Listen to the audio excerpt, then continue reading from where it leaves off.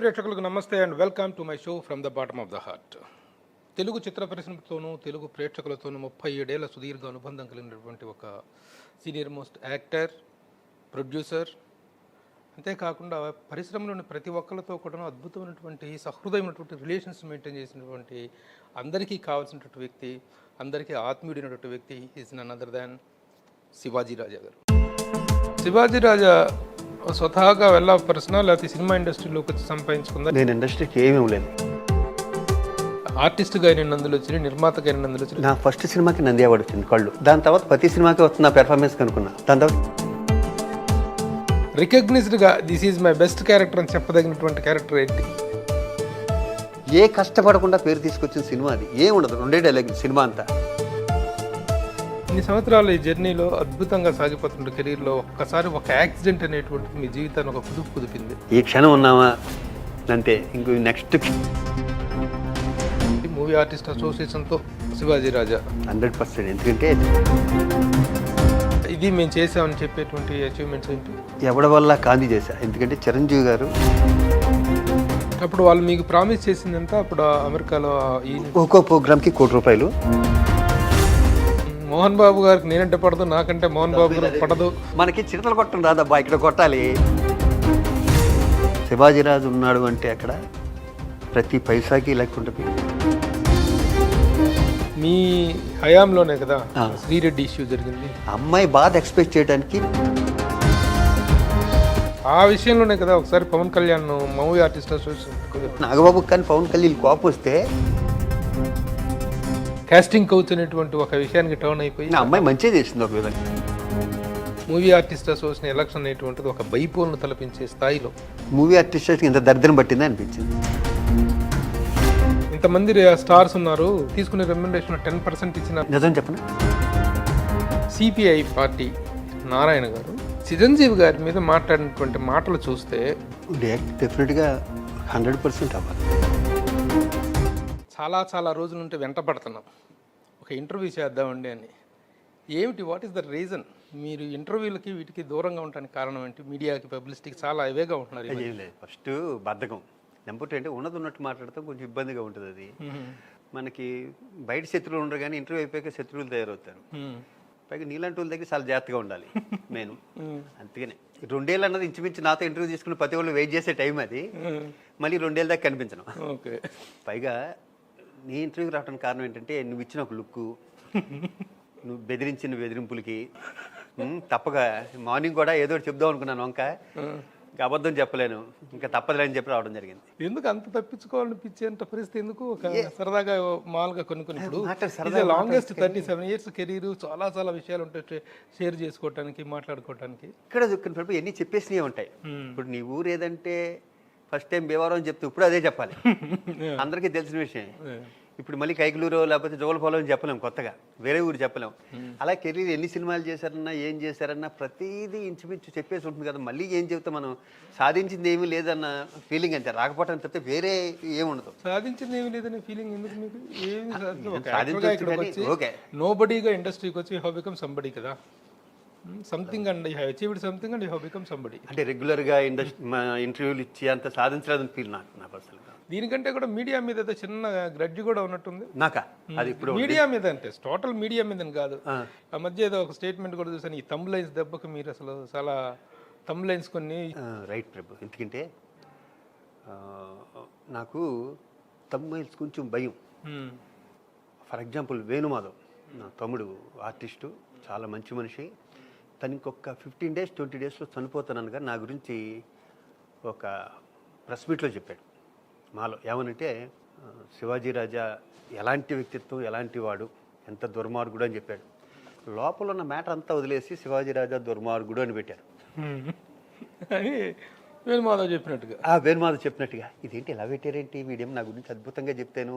లోపల ఉంటుందిగా ఒక ఆర్టిస్ట్ ఇంకో ఆర్టిస్ట్ని పొగిడితేను అసలు మనకి ఇంటర్వ్యూ ఇవ్వదురా బాబు, ఎందుకు వచ్చిన గొడవ. అదొకటి మెయిన్ వేణుమాధవ్ దెబ్బ ఒకటి. అంటే అది రీడింగ్ ఇంట్రెస్ట్ అంటే మనకు అప్పుడు లోపల కంటెంట్ అయితే బాగానే కంటెంట్ అలాగే ఉంటుంది. కొత్తగా కంప్లైంట్స్ తో వస్తున్నట్టు ఇది ఎందుకంటే కొంచెం ఇంట్రెస్ట్ క్రియేట్ చేయడం కోసం, ఒక ఐబ్రో లిఫ్టింగ్ కోసం అని చెప్పేసి కొన్ని డిఫరెంట్ పెడుతుంటారు. ఒక్కోసారి బాగా బ్యాడ్ అవుతుంటాయి. విపరీతమైనటువంటి చాలా మంది బాధ వ్యక్తం చేస్తుంటారు ఈ థంబ్లైన్స్ విషయంలో. మీరేమో చూడటానికి పెడతారు, మాకు అది చూడటానికి ఇబ్బందిగా ఉంటుంది. అది అవును. వేరేది నాకు నేను ఎప్పుడు గర్వంగా చెప్పుకుంటా, ప్రెస్ వాళ్ళు నా కెరీర్లో నాకు డైరెక్టర్స్ ప్రొడ్యూసర్స్ ఎంత సపోర్ట్ చేశారో అంతకన్నా ఎక్కువ ప్రెస్ వాళ్ళు సపోర్ట్ చేశారు. నేను మాలా ఉండగా కానీ పర్సనల్ కానీ నాతో చాలా మందికి బావ అనుకుంటాం, కొంతమందితో ఏరా అనుకునేది ఉంది ప్రెస్ వాళ్ళతోనూ. అలా మిగతా ఆర్టిస్టులకు లేదు, నాకున్నంత చనువు ప్రెస్ వాళ్ళతో అందరితోనూ. అలాగే ఈ ఇండస్ట్రీలో ఎక్కువగా మామూలుగా ఫంక్షన్స్ చేసుకోవటం, బర్త్డేలు చేసుకోవటం కానీ అందరితో ఎక్కువగా ఈ కల్టివేట్ అవ్వటం, ఈవినింగ్ పార్టీస్ ఇవన్నీ జరుగుతూ ఉంటాయి. బట్ యు ఆర్ ఆల్వేస్ అవే. ఎక్కువగా శివాజీ రాజా బర్త్డే అనేటువంటిది జరగటం ఇంతవరకు చూడలేదు ఫిలిం ఇండస్ట్రీలో. ఈ రోజున ఒక కేక్ కట్ చేయడం కానీ మీ బర్త్డేలన్నీ 37 ఏళ్ళ నుంచి జరుగుతూనే ఉన్నాయి. కానీ ఇంట్లో కాకుండా, హోటల్స్లో కాకుండా, వృద్ధాశ్రమాల్లో, అనాథాశ్రమాల్లో శివాజీ రాజా బర్త్డేలు జరుగుతూ ఉంటాయి. ఎందుకు? What is the reason? నాకు ఏదో కంఫర్ట్గా ఉంటాను, నాకు అది ఆ రోజు హ్యాపీగా ఉంటుంది. నాకు అలా చేస్తే నాకు ఏదో చిన్న తృప్తి ఉంటుంది దానివల్ల. ఇప్పుడు ఇండస్ట్రీలో ఇంతకుముందు కూడా ఎవరు అడిగారు ఇదే క్వశ్చన్, ఇండస్ట్రీలో నేను చూడని బర్త్డేలు కాదు, నేను పార్టీలు కాదు, దానికన్నా కూడా ఈ బర్త్డే వాళ్ళ మధ్యం చేసుకుంటే వాళ్ళకి నేను చేస్తుంటా. వాళ్ళకి ఏదో ఫ్రిడ్జ్ కొనివ్వటం, ఆశ్రమానికి ఫ్యాన్లు పెట్టించడం, ఒక ఏసీ పెట్టించడం, ఆ రోజు మొత్తం అంతా లేకపోతే 1 వీక్ సరిపడే గ్యాస్ రేషన్ వాళ్ళకి ఇవ్వటం, ఇలాంటి దాంట్లో ఉన్న తృప్తి నాకు ఇంట్లో నేను కేక్ కట్ చేసుకుని లేకపోతే నా ఫ్రెండ్స్ని 10 మందిని పిలిచి నేను చేసి ఒకసారి చేసుకున్నా. అలా బట్టి అది కూడా మా శ్రీకాంత్ వాళ్ళందరూ పట్టే సద్దకి రోజు బర్త్డే చేసుకుందామంటే ఆ రోజు కూడా వేరే ప్రోగ్రామ్స్ ఏమీ లేవు. వేణుమాధవ్, ఆలీ, నేను, శ్రీకాంత్, బ్రహ్మానందం గారు అందరూ మా ఇంట్లో కూర్చొని ఎంజాయ్ చేస్తారు. నాకు గుర్తున్నది ఒకటే బర్త్డే అంతే. మిగతా అంతా కూడాను అనాథాశ్రమాల్లో, వృద్ధాశ్రమాల్లో వాళ్ళకి అంతే. ప్రతి బర్త్డేకి ఇంట్లో వాళ్ళు ఏమన్నా కేక్ కట్ చేసినా కూడా నైట్ అయితే ముందు రోజు 12 o'clock అది నామకే వస్తాయి. అంటే ఈ ఇన్ని సంవత్సరాల కెరీర్లో ఫైనాన్షియల్గా శివాజీ రాజా ఇబ్బంది పడిన సందర్భాలు కానీ, ఇబ్బంది పడిన రోజులు బిగినింగ్ డేస్లో ఉండొచ్చు కానీ తర్వాత ఆర్టిస్ట్గా మీరు సెటిల్ అయిన తర్వాత లేదు. కానీ సెటిల్ అయ్యి బ్రహ్మాండంగా వెల్లాపుగా ఉన్న టైంలో కూడా ఉంగరాలు, గొలుసులు తాకట్టు పెట్టి మరీ వృద్ధాశ్రమాలకు వెళ్ళి బర్త్డే చేసుకున్నటువంటి సందర్భం నాకు తెలుసు. ఉన్నాయి డెఫినెట్గా. ఎందుకలా? ఎందుకంటే నేను అన్నీ చూసా, కష్టాలు సుఖాలు అన్నీ చూసా. నేను లోయర్ మిడిల్ క్లాస్ ఫ్యామిలీస్ నుంచి వచ్చినాను. నేను కూడా అన్నీ తెలుసు. నాకు నాలా ఎవడో ఇబ్బంది పెడితే కొంచెం నేను త్వరగా రెస్పాండ్ అవుతాను. త్వరగా నన్ను ప్రెసిడెంట్ చేసింది కూడా అదే మూవీ ఆర్టిస్ట్. అది మొదటి నుంచే ఉంది, కొత్తగా అదేదో నిన్న మొన్న వచ్చింది కాదు. నా కెరీర్ స్టార్టింగ్ నుంచే ఉంది. మాకు మద్రాసులో మహాలక్ష్మి మెస్ అని ఉండేది. రోజుకు 2 చొప్పున ఒక 60-62 ఎన్నో ఉంటాయి. మహాలక్ష్మి మెస్ అని పాండీపేటలో ఉంటుంది. అందరూ నా క్లాస్మేట్స్ కానీ, కోటా గారు కానీ అందరూ అక్కడే భోజనం. మొత్తం అందరికీ నెలల్లో వచ్చాయి ఇంచుమించు. కొంతమందికి ఒక 20 రోజులు రావచ్చు. నాకు ఒక్కడికే వారం రోజులు వచ్చాయి. ఫ్రెండ్స్ని తీసుకెళ్ళి ఎప్పుడు ఫ్రెండ్సే, ఎప్పుడు ఫ్రెండ్స్ నన్ను కాపాడేవారు. ఎప్పుడు నేను ఫ్రెండ్స్తోనే ఉండేవాడిని. ఎప్పుడు దాని తర్వాత 24 రోజులు ఎలా గడిచిందో నాకే తెలియదు. 60 టికెట్స్ వారం రోజులు వచ్చాయి నాకు కరెక్ట్గా. సో చారిటీ విషయంలో కానీ, మామూలుగా అందరితో షేరింగ్ విషయంలో కానీ శివాజీ రాజా అప్పటి నుంచి ఇప్పటి వరకు ఎప్పటికి కూడాను wonderful sharing culture you have. ఇండస్ట్రీలో మొదటి నుంచి కూడా అందరూ అభినందించే విషయంలో మీకున్నటువంటి గుడ్ విల్లో కూడా దాని పార్ట్ ఎక్కువ. తన దగ్గర ఉన్నది ఏదైనా షేర్ చేసుకోగలిగినటువంటి సహృదయత ఉందనేటువంటి అభినందనలు అయితే మీకు దక్కుతూ ఉన్నాయి. Congratulations for your golden heart. అలా చాలా మంది ఉంటారు, దాన్నే ఉంది. కానీ నేను విన్నవి చాలా తెలుసు కదా, నాకు ప్రత్యక్షంగా చూసినటువంటి సందర్భాలు కూడా ఉన్నాయి. సరే, దీంతో పాటు ఆధ్యాత్మికత కూడా చాలా ఎక్కువే కదా మీకు? లేదు, మా దైవభక్తి మా మిసెస్ వాళ్ళకి. నాకు నేను దేవుణ్ణి పెద్దగా నమ్మను, క్రిస్టియన్. ఏదో ఒక పవర్ ఉందని నమ్ముతాను, ఏదో ఉందని నమ్ముతాను తప్పితే ఒక రూపం నేను క్రియేట్ చేసుకోలేదు ఇది అని. కాకపోతే మూర్ఖంగా ఈ స్వాములు వాళ్ళు వీళ్ళు ఉంటారు, బాబాలు అసలు ప్రాణం పోయినా నమ్మలేదు, ఎప్పుడు లేదు. మరి బాబాలు స్వాములు నమ్మనటువంటి శివాజీ రాజాకి అరుణాచలంలో ఒక గెస్ట్ హౌస్ ఉంది. రమణ మహర్షి ఆశ్రయంతో ఒక గొప్ప అనుబంధం ఉంది. ఏంటది? అది మా మిసెస్ చిన్నప్పటి నుంచి రమణ మహర్షి భక్తురాలు. మా మిసెస్ ఫ్యామిలీ అందరం మొత్తం అంతా. నేను చాలా సంవత్సరాలు వెళ్ళలేదు, వాళ్ళు వెళ్ళొస్తుండేవారు. అలా మా మిసెస్తో వెళ్ళటం. మా మిసెస్ 2 months 3 months ఒకసారి వెళ్ళటం. ఇల్లు ఉంది కాబట్టి అక్కడ. బట్ మీకంటూ దేవుడి మీద ఒక సూపర్ పవర్ ఏదో ఉందనేటువంటిది తప్ప మూఢనమ్మకాలు అవి మాత్రం లేదు. నేను ఇప్పుడు 2 విషయాలు చెప్తా. ఒకటి, అది వినాయక చవితి అవునే ఉండే, వేరే పండుగ అవునండి, బర్త్డే అలా అవునండి, ఏదైనా ఉండే, దేవుడు దండం పెట్టుకుంటే అందరూ బాగుండాలి అని పెట్టుకుంటా. ఇంక వేరే నా పూజ అయిపోయింది దాంతో. అంతే, ఒక్కడితో పూజ అయిపోయింది. నేను బాగుండాలి, అందరూ బాగుండాలి, నేను బాగుండాలి కదా, అందరూ బాగుండాలి. అందరూ బాగుంటే మనం కూడా బాగుంటాం. న్యాచురల్గా అందరూ నేను ఉన్నాను అనుకో, అందరూ బాగుండాలి. అది దండం అయిపోయింది. వేరే కోరికలు ఏముండవు. నాకు అది కావాలి, నాకు రాజమౌళి సినిమాలో ఈ వేషం పడాలి, అలాంటివి ఏముండవు అసలు ఎప్పుడు. సర్వే జన సుఖినో భవంతు. అంతే, అది ఒకటే. అదే పాజిటివ్గా ఉండాలి. అదేంటంటే ఆ వర్డ్ ఏంటంటే పాజిటివ్గా ఉండాలి అన్నది ఒకటే పదం అనుకోని. నాకు సరిగ్గా చెప్పలేకపోతున్నా, అంత నాలెడ్జ్ కూడా లేదు నాకు. అరుణాచలం మా మిస్సెస్తోనే వెళ్తుంటాను. అక్కడ నా స్కూటర్ రోడ్ పెట్టుకుంటా, అక్కడ ఇంటి దగ్గరే స్కూటర్ రోడ్ ఉంటుంది, దాంట్లోనే తిరుగుతుంటాను సరదాగా. అంతకుముందు ఆటోలో తిరిగేవాళ్ళం. ఇంతో కనెక్ట్ అయ్యే రోడ్కి నాకు కంఫర్ట్గా అనిపించింది, బాగుంది అనిపించింది అక్కడ, ప్లెజెంట్గాను అది ఇది. ఇంకా అలాగే మా మిస్సెస్ ఒక 4-5 సార్లు వెళ్తుంటే మధ్యలో నేను ఒక్కోసారి వెళ్తుంటాను. శివాజీ రాజా స్వతహాగా వెళ్ళపరిచినా లేకపోతే సినిమా ఇండస్ట్రీలోకి వచ్చి సంపాదించుకుందా? ఇండస్ట్రీ మీకేమి ఇచ్చింది, మీరు ఇండస్ట్రీకి ఏమి ఇచ్చింది? నేను ఇండస్ట్రీకి ఏమీ లేదు, ఇండస్ట్రీ ప్రతిదీ నాకు ఇచ్చింది, టీవీ ఇండస్ట్రీ కానీ సినిమా ఇండస్ట్రీ కానీ. నేను ఇక్కడికి ఏం తీసుకురాలి, ఉట్టి చేతులతో వచ్చాను. No, are you happy with your financial position? And అంటే దానికి లిమిట్ ఉండదు. నేను ఇండస్ట్రీ రాకముందు హ్యాపీయే, వచ్చాక హ్యాపీయే, ఇప్పుడు హ్యాపీయే. ఎన్నిట్లు హ్యాపీ కన్నా ఇంతకన్నా అనాథాశ్రమం, వీటన్నిటికన్నా నా పెర్ఫార్మెన్స్ల కన్నా నాకు వచ్చిన నందుల కన్నా అక్కడ ఎక్కువ హ్యాపీ. నందులు అనే ప్రస్తావన వచ్చింది కాబట్టి, ఆర్టిస్ట్గా అయిన నందులు వచ్చినాయి, నిర్మాతగా అయిన నందులు వచ్చినాయి. వాట్ ఈస్ యాక్చువల్గా మీరు యూఆర్ రివార్డెడ్ యాక్టర్, నా ఫస్ట్ బట్ అవార్డెడ్ అనేటువంటిది ఎంతవరకు మీరు సాటిస్ఫై? నా ఫస్ట్ సినిమాకి నంది అవార్డు వచ్చింది, కళ్ళు. యాజ్ ఏ అదే ఫస్ట్ టైం ఆర్టిస్ట్గా, డెబ్యూ యాక్టర్గా, డబుల్ యాక్టర్గా వచ్చింది. దాని తర్వాత ప్రతి సినిమాకి వస్తుంది నా పెర్ఫార్మెన్స్ కనుక్కున్నా. దాని తర్వాత 8 ఏళ్ళకి కానీ 2వ సినిమాకి రాలే. 8వ సినిమా నేటి చరిత్రలో దానికి వచ్చింది అవార్డు. దాని తర్వాత నేను తీసిన ప్రతి సీరియల్కి వచ్చింది. ఎలా ఎన్ని మొగుడ్స్ పెళ్ళామ్స్కి వచ్చింది యాంకర్గా. నాకన్నా ముందు బాలసుబ్రహ్మణ్యం గారికి వచ్చింది యాంకర్గాను, సెకండ్ యాంకర్గా నాకు వచ్చింది మొగుడ్స్ పెళ్ళాం యాంకర్గా. దాని తర్వాత ప్రొడ్యూసర్గా వచ్చింది, ఉత్తమ హీరోగా వచ్చింది, ప్రొడ్యూసర్గా వచ్చింది, డైరెక్టర్గా వచ్చింది, బంగారు నంది వచ్చింది, వెండి నంది వచ్చింది. ఈ రెండును గవర్నమెంట్ గొడవలు ఉండిపోయినాయి. అప్పుడు దాంట్లో ఆ 2 ఆగిపోయినాయి, బంగారం వెండి 2 ఆగిపోయినాయి. అవును, 2016 అవును, 13, 14 మొత్తం అక్కడ నుంచి ఆగిపోయినాయి. అక్కడి నుంచి ఆగిపోయినాయి. ఆ 2వ అవార్డు బంగారం నంది, వెండి. నేను 16 నంది అవార్డ్స్ కమిటీలో మెంబర్ని. అవునా? ఓకే. ఆ అవార్డు ఫంక్షన్ కూడా జరగలేదు. జరగలేదు. చాలా మంది డిసప్పాయింట్ అయ్యారు. Happily rewarded and awarded. అవును, నా ఫస్ట్ సినిమాకే 15-16 అవార్డులు వచ్చినాయి. అప్పుడు మనకి వంశీ బర్క్లే అని, మన ఈనాడు గారి, మన రామోజీరావు గారు అవార్డు, ప్రైవేట్ అవార్డ్స్ కూడా, Bharatamuni award, first Bharatamuni award వచ్చింది. కానీ దాని తర్వాత నంది వచ్చింది.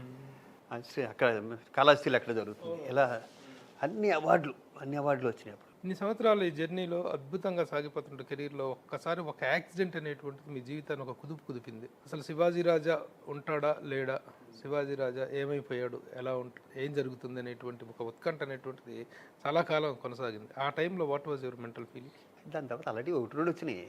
నేను వాళ్ళు పట్టించుకోను ప్రభు, అసలు ఏమి, ఈ క్షణం ఉన్నామా అంతే. ఇంకో నెక్స్ట్ క్షణం గురించి అసలు ఆలోచన రాదు నాకు ఎందుకో. అది మొండితనం అనుకో, ఇంకోటి అనుకో. అవును, 6 నెలలు, ఒక 8 నెలల క్రితం నేను ఒక 5 months 6 months అసలు సినిమాలు దూరంగా ఉన్నాను. నేను అమెరికాను అటు ఇటు తిరుగుతూనే ఉన్నాను. అప్పుడు కూడా నేనేం భయపడలే. నా చుట్టుపక్కల వాళ్ళు భయపడాలి తప్పితే నాకు ఎప్పుడు చావంటే పెద్ద ప్రతి ఎవరో శాశ్వతం కాదు ఇక్కడ, అది అలా అని వేదాంతం కాదు. యాక్సిడెంట్ ఎవరి తప్పు కాదు అది. అవును, ఎక్కడో కాకినాడలో బయలుదేరితే అందరూ మర్చిపోయింది, మీరు మర్చిపోయారు ప్రస్తుతం యాక్సిడెంట్ గురించి. నేను ఎప్పుడో మర్చిపోయాను, ఎందుకంటే ఎంత కవర్ చేసాము, ఎన్నిసార్లు హాస్పిటల్ వచ్చాము. ఇండస్ట్రీ అంతా అక్కడే, ఇండస్ట్రీ మీరే బతికించారు. శివాజీ రాజా హెల్త్ అప్డేట్ అనేటువంటిది, హెల్త్ బులెటిన్ కోసం ప్రతిరోజు. విచిత్రం ఏంటంటే 19 years తర్వాత 25 సంవత్సరాలు అడుగుపెట్టే యాక్సిడెంట్, మళ్ళీ 31st, మళ్ళీ వినాయక చవితి 19 సంవత్సరాల తర్వాత ఈ వినాయక చవితికి వచ్చింది. అవును, మళ్ళీ 31st వినాయక చవితి, ఈ రోజున వినాయక చవితినే వచ్చేస్తున్నాయి ఇక్కడ. అక్కడ షూటింగ్ నుంచి, కోటరామకృష్ణ గారి షూటింగ్ నుంచి. పుట్టింటికి రావే చెల్లి అనుకుంటా, పుట్టింటికి రావే చెల్లి షూటింగ్ వస్తున్నప్పుడు రామచంద్రపురంలో జరుగుతుంది. ఇక్కడ ఊరు బయట హాస్పిటల్ ఎదురుగుండా. నేను చెప్పానుగా, బాపు గారి సినిమాలో ఒక అద్భుతమైన డైలాగ్ ఉంటుంది, అదృష్టవంతుడికి యాక్సిడెంట్ అయితే అంబులెన్స్ కింద పడ్డాడంటే అని మన శరత్బాబు గారు చెప్తారు. అలాగా కరెక్ట్గా నాకు యాక్సిడెంట్, పక్కన అంబులెన్స్ ఉంది, ఎదురుగుండానేమో యశోద హాస్పిటల్ ఉంది. మంచి హృదయం ఉన్న మనుషులు ఉన్నారు. ఆ రోజు పొద్దున్నే వినాయక చవితి హడావిడి పండుగ, తెల్లగట్ల 5:30కి వాళ్ళంతా గుర్తుపట్టి. ఇండస్ట్రీ మొత్తం ఇదేంటి, చాలా కన్సర్న్ ఫీల్ అయింది ఇండస్ట్రీ. అవును, మొత్తం చిరంజీవి గారు, మోహన్ బాబు గారు, మొత్తం దాసనారాయణ గారు, మొత్తం ప్రతి హీరో, నా క్లాస్మేట్స్, ఆర్టిస్టులు అందరూ. ఒక పునర్జన్మ ఆల్రెడీ చాలా వచ్చినాయి. తర్వాత హెల్త్ పరంగా కూడా కొంత చిన్న అప్సెట్ అయినట్టుంది. దాని తాలూకు ఉంటుంది, ఇప్పుడు లేదు. దాని తాలూకు చాలా ఇబ్బంది పడ్డది. ఎందుకంటే అప్పుడు వాడే బతికించడం కోసం అప్పుడు వాడే మెడిసిన్స్ అవి ఉంటాయి, వాటి ఇంపాక్ట్ అప్పుడు తెలియదు. కానీ దాని తర్వాత తెలుస్తుంది. మరి వాడాలిగా బతికించాలంటే. మరి ఇండస్ట్రీ మొత్తం ఫోర్స్ అంతా తీసుకెళ్ళి హాస్పిటల్ మీద పెడితే ఇండస్ట్రీ అంతా అక్కడ ఉండి వాళ్ళు కూడా బతికించడం కోసం వాళ్ళ ప్రయత్నం వాళ్ళు చేసినప్పుడు స్టెరాయిడ్సే వాడవలసి వస్తుంది, స్ట్రాంగ్ వాడవలసి వస్తుంది. Looking very fitting. లేను, మధ్యలో కొంచెం అలా జరికిచ్చేది. ఇప్పుడు ఆల్రెడీ అంతా శివాజీ రాజా హీరోగా ఎంటర్ అయ్యి హీరో, కమెడియన్, క్యారెక్టర్ యాక్టర్ 3 ఫేజులు ఉన్నాయి మీ కెరీర్లో. అవును. వీటిలో ఏ ఫేజ్ని మీరు బాగా ఎంజాయ్ చేశారు? అసలు వాట్ ఈజ్ శివాజీ రాజా అంటే? నిజం చెప్పాలంటే నేను ఏ ఫేసే ఎంజాయ్ చేయలే. నేను బేసిక్గాను మనకు అప్పట్లో కమెడియన్స్ తక్కువ, ఇప్పుడున్నంత లేరు. అప్పట్లో మాకు ఎవరున్నారు, కేసరి బ్రహ్మానందం, నాకన్నా మా ఇద్దరికన్నా సీనియర్స్ వచ్చి సుధాకర్, అలీ చిన్నోడు, సుబ్లాకి సుధాకర్ గారు ఇలా ఉండేవారు. వాళ్ళల్లో నేను కొట్టుకు రావడానికి నా ఫేస్ యాక్సెప్ట్ చేసేది కదా కామెడీకి. అటు హీరో అవుదాం అంటే హీరో ఏముంది అంటే అక్కడికి కృష్ణరాజు గారు లాంటి వాళ్ళు సొంతంగా నాతో సినిమా తీశారు హీరో విధాత అని. ఆయన నేను తండ్రి కొడుకులు చేశాం. ఇక్కడ సక్సెస్ ముఖ్యం. ఈలోపు ఒక పెద్ద సంస్థలోను ఇప్పుడు బొబ్బుల రాజా ఉంది ఆ టైంలోను, అదొక పెద్ద సంస్థ, రామానాయుడు గారు, సురేష్ ప్రొడక్షన్స్. దాంట్లో కామెడీ క్యారెక్టర్ పడి హీరోడికి ఫిక్స్, ఇంకోటి దొరికాడు కామెడీ అని. మనకేమో కామెడీ వచ్చేది కదా, నాకేమో సుధాకర్ని బ్రహ్మానందాన్ని ఎవరిని ఇమిటేట్ చేయమనేవారు, మనకి ఇమిటేషన్ వచ్చేది కాదు. యాక్టింగే అంత మాత్రం, పైగా ఇమిటేషన్ అసలు వచ్చేది కాదు. ఆ ఇమిటేషన్ వచ్చేసాడు సత్యమని. అందుకే నేను నా షేడ్ మళ్ళీ నేను తీసుకురావడానికి చాలా కాలం పట్టింది. 8 ఏళ్ళు నేను వేస్ట్ చేసుకున్నాను. అది వాళ్ళిద్దరినీ దాటుకుని నాకు రావాలి, ఒక 3-4 ఆర్టిస్టుని దాటుకుని నాకు రావాలి. ఆ రైటర్స్ మనం కూడా చెప్పారు, రైటర్స్ ఏమో వాళ్ళు ఉద్దేశించి రాసేవారు. కొత్తగా నేను వచ్చినోడికి రైటర్ ఎక్కదాం అంతేగా. నేను సుధాకర్ రాసుకున్నా, అదేదో చేస్తాడే, మీరు అలా చేయండి, నాకు ఎక్కడ వచ్చాను అలాగా, నన్ను చేయలేమంటే నేను చేస్తా. ఎప్పుడైతే ఈ అమృతాలు ఈ నా సొంతంగా నేను చేసుకోవచ్చు అని వచ్చిందో నా నుంచి సపరేట్ అయ్యా. మీకంటే ఒక బ్రాండ్, ఒక బ్రాండ్. నేను ఏం చేసినా, విలన్ చేసినా, లేకపోతే ఇంకోటి చేసినా అది నా తరపు. రికగ్నైజ్డ్గా this is my best character అని చెప్పదగినటువంటి క్యారెక్టర్ ఏంటి? వంశీ అన్ని సినిమాలు, పెద్ద వంశీ, కృష్ణవంశీ అన్ని సినిమాలు, పెద్ద వంశీ గారి సినిమాలు కూడా మంచి క్యారెక్టర్ వేసాను. కృష్ణవంశీ సినిమాలు అన్ని నాకు, నేను ఖడ్గం అన్ని, అది ఒక సీన్ అవనండి, ఫుల్ లెంగ్త్ అవనండి, ఖడ్గం నుంచి మొన్న వచ్చే నక్షత్రం వరకు. నక్షత్రం వన్ ఆఫ్ ద బెస్ట్. కృష్ణవంశీతో సాధారణంగా ఎవరికి అంతగా ఈ సెట్ అవ్వదు, అయితే గొప్ప జర్నీ ఉంటుంది. మీకు ఎలాంటి అనుబంధం కృష్ణవంశీతో? కృష్ణవంశీ నేను చాలా కంఫర్ట్ బాగా, ఎందుకంటే కెరీర్ ఫస్ట్ నుంచి తెలుసుగా. ఇప్పుడు బ్రహ్మాజీ కానీ వాళ్ళిద్దరు రూమ్మేట్స్గా ఉన్నప్పుడు, బ్రహ్మాజీ నా జూనియర్ ఫిల్మ్ ఇన్స్టిట్యూట్లో. నేను బ్రహ్మాజీ కోసం వెళ్తే ఒక వేద పండితుల్లో మూల కూర్చొని రాసుకుంటుండేవాడు ఒక వ్యక్తి, నవ్వు ఏమీ లేకుండా, ఒక విచిత్రమైన ఫేస్ పెట్టుకుని. ఆయనే కృష్ణవంశీ. మీ ఇద్దరికి పెద్ద కన్ఫ్యూజన్ ఉండేది కదా, బ్రహ్మాజీ శివాజీ. ఎప్పుడు బ్రహ్మాజీకి నాకు రవితేజకి ఇప్పటికి కొత్తగా ఉత్తేజ్ కూడా జాయిన్ అవుతాడు. ఒకసారి ఎయిర్పోర్ట్ ఏమంటే బ్రహ్మాజీ గారు బాగున్నారంటాడు, ఆయన ఏమంటే శివాజీ గారు బాగున్నారంటాడు. మీ ఇద్దరు కన్ఫ్యూజన్ చాలా ఎక్కువ కాలం నడిచింది. మా ఇద్దరితో ఎక్కువ నడుస్తుంది. రాజారవీంద్ర గారు కూడా అప్పుడప్పుడు జాయిన్ అవుతుంటాడు. అరుణాచల్ వెళ్తుంటే ఏమండి రాజారవీంద్ర గారు బాగున్నారంటారు. సినిమా పరిశ్రమలో నాకు చెయ్యిచ్చి పైకి లాగిన వాళ్ళు, నేను థ్యాంక్ఫుల్గా ఉండాల్సిన వాళ్ళు వీళ్ళు అని చెప్పాల్సి వస్తే ఎవరి పేరు చెప్తారు? ఎంవి రఘు గారు. ఫస్ట్ సినిమా కళ్ళు ద్వారా first is ever godfather or whatever. MV Raghu garu ఒక సినిమా చేసిన అయింది. నెక్స్ట్ రంగనాథ్ గారి పేరు చెప్తాను, ఎందుకంటే నన్ను హీరోగా పెట్టి సినిమా తీస్తారని 3 ఏళ్ళు నేను వద్దనే ఉంది.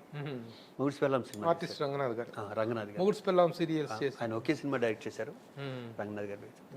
మిగతా అందరూ నీ తెలియదు. Okay, part of the game. SV Krishna Reddy garu, Krishna Vamsi, Raghavendra గారు, కోటరామకృష్ణ గారు, కోదండరామరెడ్డి గారు, అందరు సినిమాలు చేశారు. విశ్వనాథ్ గారు, కె విశ్వనాథ్ గారు. లైఫ్లో టర్నింగ్గా అనిపించినటువంటి character, this is the character నాకు మంచి ఫెచ్చింగ్ ఇచ్చింది అనేటువంటి క్యారెక్టర్ నెంబర్ వన్. ఎందుకంటే అప్పుడు దాకా రకరకాల క్యారెక్టర్, అప్పటికి చాలా బిజీ నేను. నెంబర్ 1 టైంకి అసలు డేట్లు అడ్జస్ట్ చేయాలన్నంత బిజీ అప్పటికే. ఏ కష్టపడకుండా పేరు తీసుకొచ్చిన సినిమా అది. ఏం ఉండదు, 2 డైలాగులు సినిమా అంతా. తాజ్మహల్కి దారేటు. సేమ్ అది ముత్యాల ముగ్గులోను నూతన ప్రసాద్ గారి క్యారెక్టర్ కొంచెం ఆ షేడే ఉంటుంది. దాని తర్వాత ఇంకెప్పుడు వెనక్కి తిరిగి చూసుకోవాలి. అంతకుముందు బిజీ కానీ బొబ్బుల రాజు అన్నీ టోటల్గా ఒక 300-400 ఫిలిం, 400 చేంజ్. ఇక నిర్మాతగా ఒక 10 సీరియల్స్. సీరియల్స్లో ఏంటి సంపాదించారా, పోగొట్టారా? టీవీలో సంపాదించాను. నేను సంపాదించాను కూడా ఛాన్స్ ఉండదు టీవీలో. ఎందుకంటే ఎందుకు ఉండదంటే సింపుల్, నాది లావిష్ ప్రొడక్షన్. అందరికీ ఏ రోజు పేమెంట్లు ఆ రోజు వెళ్ళిపోతాయి.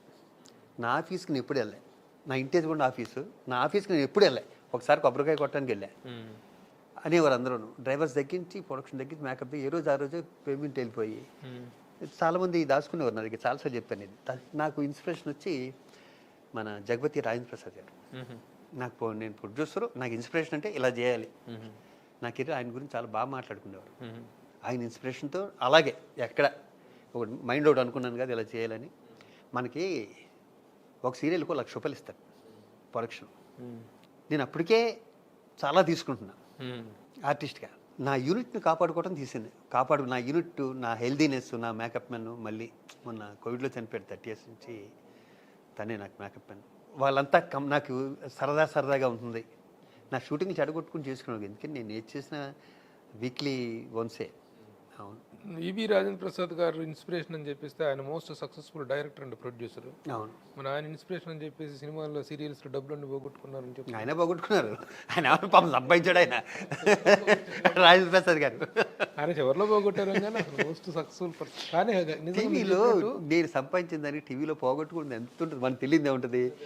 మ్యాక్సిమం 1,05,000 ఎపిసోడ్కి 1,10,000 ఇస్తారు. నా కెరీర్లో ఏ రోజు ఒక ఎపిసోడ్ తీయలేదు.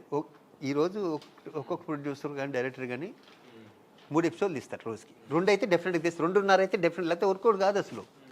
మనకి ఇంత మిగిలిపోతుంది టీవీ సీరియల్ అనుకుంటామే. సాగతీత సీరియల్స్ ఉంటాయి కదా, అవి మిగులుతాయి. ఇప్పుడు అమృతం టైపు, నేను తీసే టైప్ అంటే ఏ ఎపిసోడ్కి ఆ ఎపిసోడే. దీంట్లో మిగిలింది కదా నెక్స్ట్ ఎపిసోడ్లో పెట్టుకోలేవు, దీంట్లో తగ్గింది అనుకో మళ్ళీ మన్నాడు షూటింగ్ పెట్టాను. నాకు ప్రతిదీ 2 సీన్లు బ్యాలెన్స్ ఉండిపోతాయి.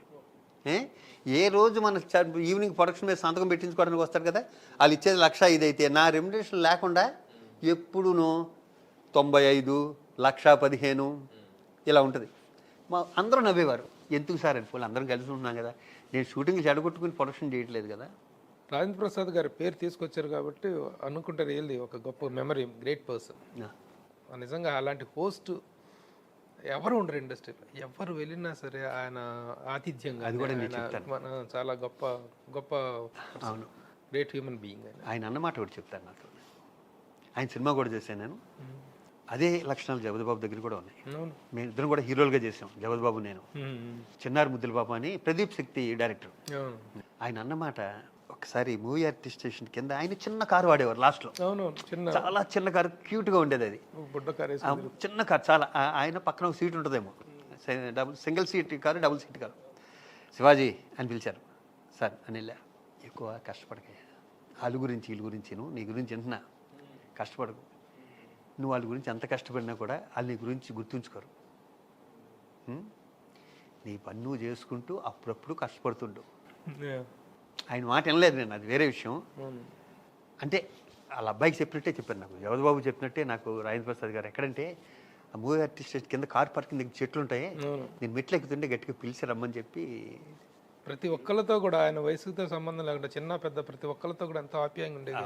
Great gentlemen of the film industry. అలాగే జగద్బాబు ఒకసారి నాకు ఫోన్ చేసి, శివాజీ నీకు నాన్నగారు అంటే చాలా ఇష్టం కదా, ఇవాళ నాన్న బర్త్డే, గెస్ట్గా నేను ఒక్కనే పిలుస్తున్నాను, శ్రీకాంత్ నువ్వు వచ్చాయండి ఇద్దరు అంటే, ఆ రోజు ఆయన ఇంట్లో నేను, జగద్బాబు, శ్రీకాంత్, ఆయన. నాకు అలా ఆయన అంటే ఇష్టపడటం నాకు దక్కిన గౌరవం అది వాళ్ళ ఇంట్లో. ఇక శివాజీ రాజా ఇన్ని సంవత్సరాల కెరీర్లో ఆర్టిస్ట్గా ఎంత పాపులర్, ఆర్టిస్ట్గా ఈజ్ వెల్ నోటెడ్ అండ్ ఒక హ్యాండ్ఫుల్ ఆఫ్ ఫిలిమ్స్ చేశారు, ఒక సక్సెస్ఫుల్ కెరీర్ చూశారు. అయితే మూవీ ఆర్టిస్ట్ అసోసియేషన్ అధ్యక్ష పదవి అనేటువంటి దగ్గర నుంచి మూవీ ఆర్టిస్ట్ అసోసియేషన్తో శివాజీ రాజా అనేటువంటి పాయింట్లు తీసుకున్నట్లయితే, how you enjoyed that period? 100% enjoy చేశాను, 100%. ఎందుకంటే శక్తివంతులు లేకుండా కష్టపడ్డా. ఎంత కష్టపడ్డానన్నది అది ఇంకా దేవుడు ఉంటే దేవుడు తెలియాలి, లేకపోతే నేను అనుకున్న రూపాన్ని తెలియాలి. అంత కష్టం ఎవడో పడినంత కష్టపడ్డా. నేను అక్కడ ప్రెసిడెంట్గా ఉన్నప్పుడు నాకు ఎంత పేరు ఉండేదో, ఇప్పుడు లేకపోయినా కూడా అది రెట్టింపు పేరు ఉంది. అది ఎన్ని విధాలుగా అర్థం చేసుకున్నా కూడా, నేను అక్కడ లేకపోయినా కూడా నన్ను గుర్తు చేసుకునే వాళ్ళు మెంబర్స్ అంతా ఇప్పటికీ, సార్ మీరు చేసినప్పుడు అలా ఉండేది సార్, మీరు చేసినప్పుడు ఇలా ఉండేది సార్. ఇప్పుడు రోజులు ఏం చేయట్లేదు, నేను ఎవడు కష్టపడతాడు, ఒక్కొక్క స్టైల్ ఒక్కొక్కటి. నేను ఒక పదవి కాదు కదా అక్కడ చేసింది. ఏమేంటి దాంట్లో చేసిన పదవులు? ప్రెసిడెంట్, ఎగ్జిక్యూటివ్, ఈసీ మెంబరు, 2 సార్లు ఈసీ మెంబరు, 2 సార్లు ట్రెజరర్, 2 సార్లు వైస్ ప్రెసిడెంట్, 2 సార్లు జనరల్ సెక్రటరీ, ఒకసారి ప్రెసిడెంట్. సో ఆల్మోస్ట్ కెరీర్లో చాలా భాగం మూవీ ఆర్టిస్ట్ అసోసియేషన్తో అనుబంధంగా. అది అప్పుడు యాక్సిడెంట్ అయింది కదా, మా యాక్సిడెంట్ పీరియడ్లో అక్కడే ఉండేవాడిని. అలానే 10 మందికి చేయొచ్చు అన్నది. మీ టైంలో మేజర్గా ఇది మేము చేసామని చెప్పేటువంటి అచీవ్మెంట్స్ ఏంటి? ఎవరి వల్ల కాంతి చేశా. ఎందుకంటే చిరంజీవి గారు సైరా షూటింగ్లో బిజీగా ఉంటే, అన్నయ్య అమెరికా వెళ్తే ఇంత అమౌంట్ వస్తుంది, నేను ఏ రోజు వరకు మిమ్మల్ని ఏం అడగలేదు. ఆయన అన్నారు అన్నమాట, నేను అనుకున్నా ఎప్పుడు ఏం అడగలేదురా నువ్వు అని. పరుచూరు వెంకటేశ్వర పెద్ద అన్నయ్య చిరంజీవి గారితో చాలా బాగా చేస్తాడండి, ఒకడు ప్రతిదీ మేదేసుకుని చేస్తున్నాడు, మీరు వస్తే చాలా హ్యాపీ ఫీల్ అవుతాడు. వచ్చినప్పటి నుంచి కారులో అన్నయ్యని ఎలా ఒప్పించాలో పక్కన సైరా షూటింగ్ జరుగుతుంది అంటేనే ఉన్నాడు అన్నారు. నాకు కొంచెం టైం కావాలన్నారు. లేదన్నయ్య మీరు ఎస్ఆర్ నువ్వు ఇప్పుడు చెప్పేయండి, నేను వాళ్ళతో చెప్పేస్తాను అన్న. అవునరా నువ్వు ఎప్పుడు నన్ను ఏం అడగలేదు ఈరోజు వరకు. నేను రావాలంటే దీంట్లో ఇంకొక ఇబ్బంది కూడా ఉంది. ఒక సీనియర్ నటి, నాతో చాలా సినిమాలు చేసిన ఒక హీరోయిన్, ఇప్పుడు నేను నీకు ఎలా అయితే రెండు సంవత్సరాలు ఇబ్బంది పెట్టానో ఈ ఇంటర్వ్యూ కోసం, అలా నన్ను ఒక 2 years హీరోయిన్ అమెరికాలో ఎలా ఫంక్షన్ చేస్తాను. తమిళ్ ఆవిడ పేరు చెప్పకూడదు.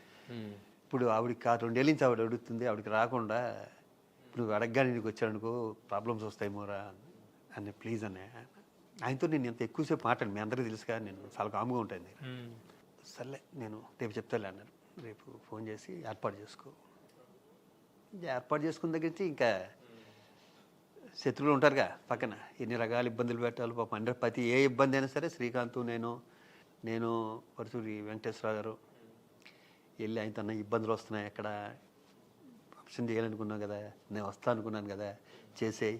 ఇంకెవరెవరు వస్తున్నారు అన్న, ఇంతమంది హీరోయిన్స్ వస్తున్నారు, ఇంతమంది హీరోస్ వస్తున్నారు, ఇలా జబర్దస్త్ నుంచి ఒక 2-3 ఇక్కడి నుంచి కింద అందరికి పోయి చేశానే, ఎక్కువ స్ట్రెయిన్ అవ్వకు అన్నారు.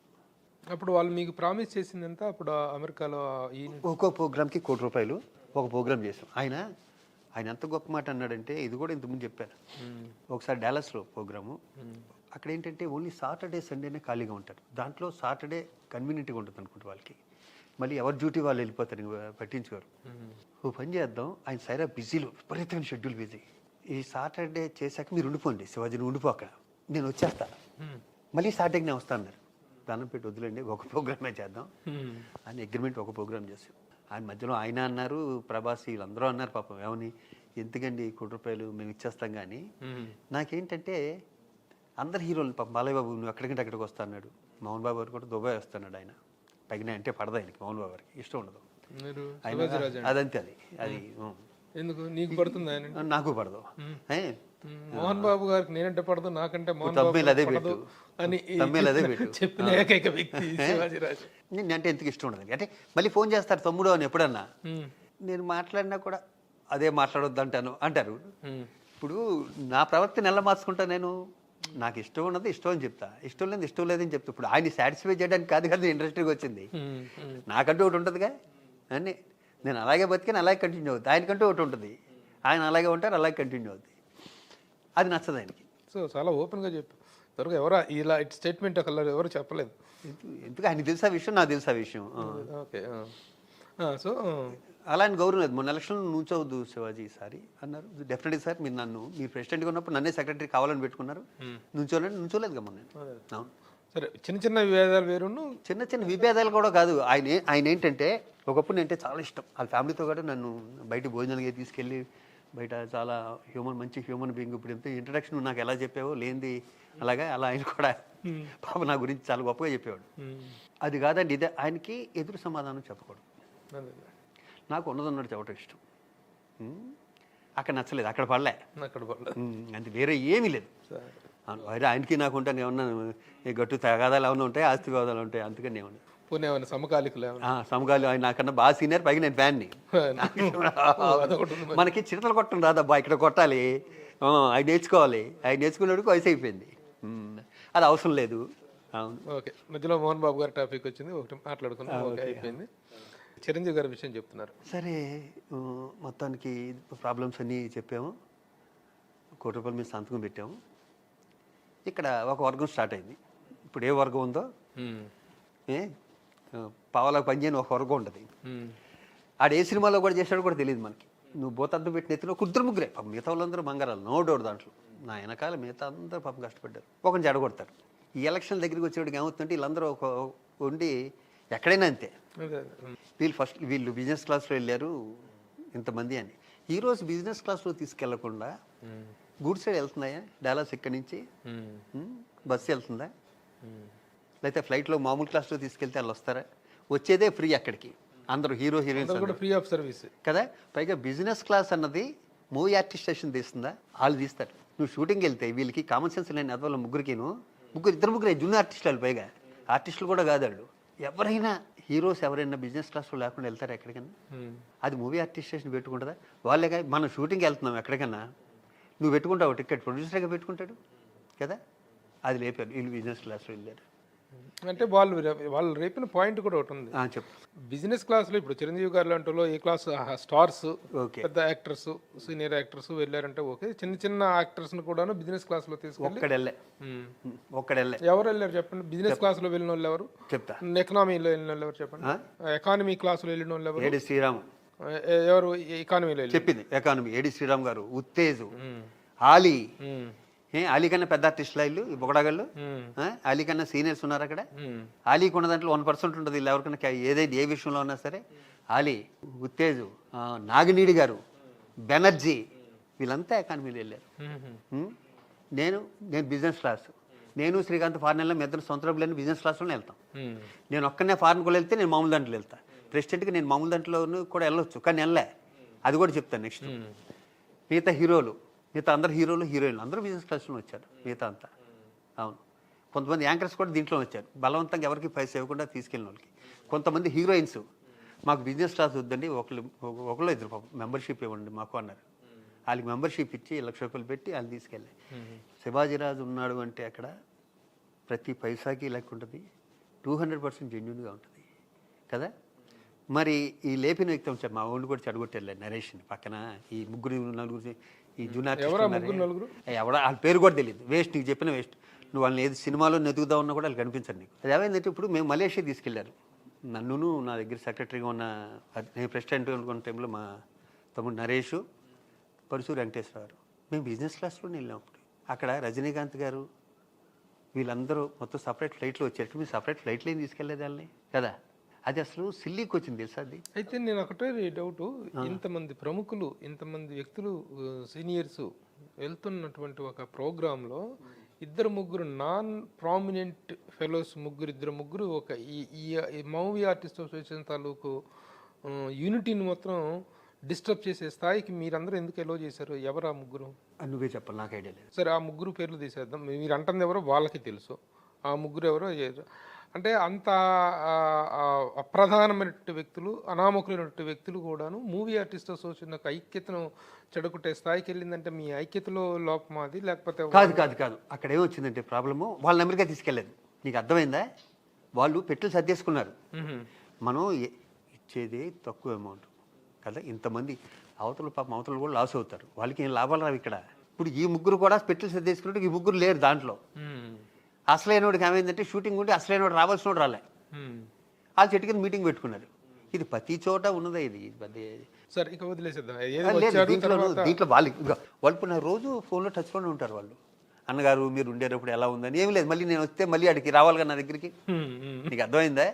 వాళ్ళకి ఏదో ఒకటి గుర్తింపు రావాలి. ఇక్కడ 10 మందితోనే కొంచెం వెనకాల ఫోటోలు దిగుతున్నారు వీళ్ళతో. ఏది ఏమైనప్పటికీ ఒక మంచి ప్రయోజనం కోసం ఆశించి చేసినటువంటి ఆ ప్రోగ్రాంలో ₹1,00,00,000 డబ్బులు అయితే వచ్చినాయి, కానీ మూవీ ఆర్టిస్ట్ ప్రతిష్టకు మాత్రం ₹1,00,00,000 నష్టం జరిగిందని చెప్పి. 10 కోట్లు జరిగింది. 10 కోట్ల నష్టం. కోట్లు కాదు, ఎందుకు చెప్పంటా. ఇంకే హీరో వస్తారు నెక్స్ట్? మహేష్ బాబు గారు ఒప్పుకున్నారు, మన ప్రభాస్ గారు ఒప్పుకున్నారు, బాలయ్య బాబు గారు ఒప్పుకున్నారు, మోహన్ బాబు. వీళ్ళు ఎందుకు వస్తారు? ఇంత గొడవ జరిగి ఇలా జరుగుతుంటే ఎందుకు వస్తారంటున్నా. అందుకని ఇప్పుడు నేనేం చేస్తానంటే నెక్స్ట్ ప్రెసిడెంట్ అయ్యాను అనుకో, ఫస్ట్ ఆ ముగ్గురిని తీసేస్తాను. వెరీ సింపుల్ అనమాట. ఎందుకంటే దరిద్రాలని తుడిచేసామంటే అసోసియేషన్ బాగుపడుతుంది. నెక్స్ట్ ప్రెసిడెంట్ అయ్యే అవకాశాలు, ఛాన్సెస్ ఉన్నాయా? లేదు, ఏమో చెప్పను. రేపు ఏం జరుగుతుంది ఏం చెప్పను. రేపు ఏం జరుగుతుంది ఏం చెప్పలేంగా. యూనియన్స్ అన్నింటిలో కూడాను ముఖ్యంగా ఈ మూవీ ఆర్టిస్ట్ అసోసియేషన్లో కానీ, ఫిలిం నగర్ కల్చరల్ సెంటర్లో కానీ శివాజీ రాజా పేరు చెప్తే బ్రహ్మాండమైన మెజారిటీలు. ఇప్పుడు ఎఫ్ఎన్సీసీ వైస్ ప్రెసిడెంట్గా మీరు పోటీ చేసేంత వరకు ఎవరికి రానంత మెజారిటీతో మీరు గెలిచారు. నేనంటే నేచురల్గాను నేను హామ్లెస్ ఫెలోని, ఏ పని అయినా మేధస్సుకు చేస్తానే. ఇదే కదా ఏదైనా సరే, దాంట్లో ఉండక్కర్లేదు. ఆ పేరైతే ఉంది. లేకపోతే అంత మెజారిటీ ఓడిపోవచ్చు. అంత ముందు ఓడిపోయింది ఫిలిం నగర్, ఓడిపోయింది అంత ముందు కూడా ఓడిపోయింది. అలాంటి నగ్గటం గెలవటం అన్నది మన ఆపోజిట్ పర్సన్ మన మీద నుంచిన వాళ్ళని బట్టి ఉంటుంది. లేకపోతే అప్పుడున్న ఇప్పుడు ఏంటి ఎవరైతే బాగుంటుంది దాని ప్రకారం. ఇంత సర్వీస్ చేశాక కూడా ఓడిపోయిన తర్వాత మీ ఫీలింగ్ ఏంటి? ఏమీ లేదు. అరే ఇంత కృతజ్ఞతాహీనంగా ఉంటారా? ఇదా రోజు బాధపడతాం, 2 రోజులు బాధపడతాం. నేను శ్రీకాంత్ ఇద్దరం ఓడిపోయేవాడికి మా ఇద్దరం ఫస్ట్ నాకైతే నవ్వు వచ్చింది. ఇంకెక్కువ కష్టపడకన్నాడు శ్రీకాంత్. ఎక్కువ కష్టపడుకుంటా నువ్వు అనవసరంగాను అన్నాడు. నెక్స్ట్ నేను వదిలేసి వచ్చాను, నిల్చున్నాడు, గెలిచాడు, రిజైన్ చేశారు. కానీ ఆ తర్వాత పరిణామాలు ఓకే తెలిసినటువంటి తర్వాత ఏదైనా నాకు మంచి చేద్దాం విష్ణు ఉన్నాడు ఏదో పాపం చేద్దాం అనుకున్నా ఫోన్ చేస్తాను విష్ణు అంకుల్ ఇలా జనరల్ బాడీ పెడుతున్నాం మీరు రండి లేకపోతే పలానా చేద్దాం. నేను విష్ణుతో అన్నా విష్ణు నేను లండన్ ప్రోగ్రామ్ ఏదో ఉంది చెయ్యండి బిజినెస్ క్లాస్లో తీసుకెళ్ళమ్మా అంటే పక్క నవ్వాడు. ఏంటంటే మోహన్ బాబు గారు లేకపోతే విష్ణు మామూలు క్లాస్లో వెళ్తారా చెప్పు కొట్టరు అవునా మొన్న అడిగిన వాళ్ళని పక్కన ఉన్న వాళ్ళని అదే కదా. వాళ్ళకి అప్పుడు తెలిసి వస్తుంది ఓహో కరెక్టే కదా అని. మీ హయాంలోనే కదా శ్రీరెడ్డి ఇష్యూ జరిగింది. ఆ. అసలు దాన్ని గోటితో ఏదైనా గొడ్డల దాకా తెచ్చుకోవాల్సిన పరిస్థితి ఎందుకు వచ్చిందండి? అసలు ఏం వై అంత రప్చర్ అయిపోయేది ఒక నేషనల్ వైడ్ ఇష్యూగా మారేంత మ్యాటర్గా పారిపోవడం కారణం ఏంటి? నేను ఆ రోజు అసలు ఊరులేను. నేను ఎప్పుడు రోజు ఆఫీస్కి వచ్చామని ఆ రోజు రాలే. నేను దీంట్లోనే చూశాక కొంతమంది వర్గం వచ్చి మెంబర్షిప్ ఇవ్వద్దంటారు. మనకున్న రూల్ ప్రకారం ఓ హీరోయిన్గా ఒక సినిమా చేసినా హీరోగా ఒక సినిమా చేసినా క్యారెక్టర్ ఆర్టిస్ట్గా ఇంచుమించు ఒక 8 సినిమాలు చేసినా మెంబర్షిప్ ఇవ్వాలి. అమ్మాయి మెంబర్షిప్ గురించి కూడా కాదు స్టార్టింగ్ వచ్చింది. ఎవరో ఇబ్బంది పెట్టారు ఇలా అయింది ఇండస్ట్రీ పట్టించుకోవట్లేదు తప్పితే ఒక మూవీ ఆర్టిస్టేషన్ దగ్గర కాదు. అమ్మాయి నిరసన దాని మీద కాదు కాదు కాదు ఓవరాల్ ఫ్రస్ట్రేషన్. ఆర్టిస్ట్ కాబట్టి మూవీ ఆర్టిస్టేషన్ మీద అమ్మాయి ఆర్టిస్ట్ కాబట్టి మూవీ ఆర్టిస్టేషన్కి వస్తుంది తప్పితే అమ్మాయి బాధ ఎక్స్ప్రెస్ చేయడానికి ఫిల్మ్ ఇండస్ట్రీలో సెంట్రల్లో ఉండే ఛాంబరు ప్రొడ్యూసర్ కౌన్సిల్ మూవీ ఆర్టిస్టేషన్ దాంట్లో ఉంటుంది అంతే. సెంటర్ పాయింట్ కాబట్టి అమ్మాయి ఆర్టిస్ట్ వచ్చింది తప్పితే అమ్మాయి వచ్చింది మూవీ ఆర్టిస్టేషన్ మీద యుద్ధానికి కాదు. అమ్మాయి వచ్చింది న్యాచురల్గా 24 క్రాఫ్ట్లు ఉంటే జరిగింది. ఆ తర్వాత కూడా అంత దూరం పోయింది ఎందుకు మ్యాటర్? ఎటో తిరిగింది మధ్యలో రామ్ గోపాల్ వర్మ ఆయన ఎటో తిప్పాడు రాంగ్ డైరెక్షన్ ఎటో చేసి స్లిప్స్ చెప్తే చాలా సంవత్సరాలు అయిపోయింది కదా నాకు గుర్తుందే చెప్పాను. ఆ విషయంలోనే కదా ఒకసారి Pawan Kalyan Movie artist Association వచ్చారు. ఆ అమ్మాయి ఏదో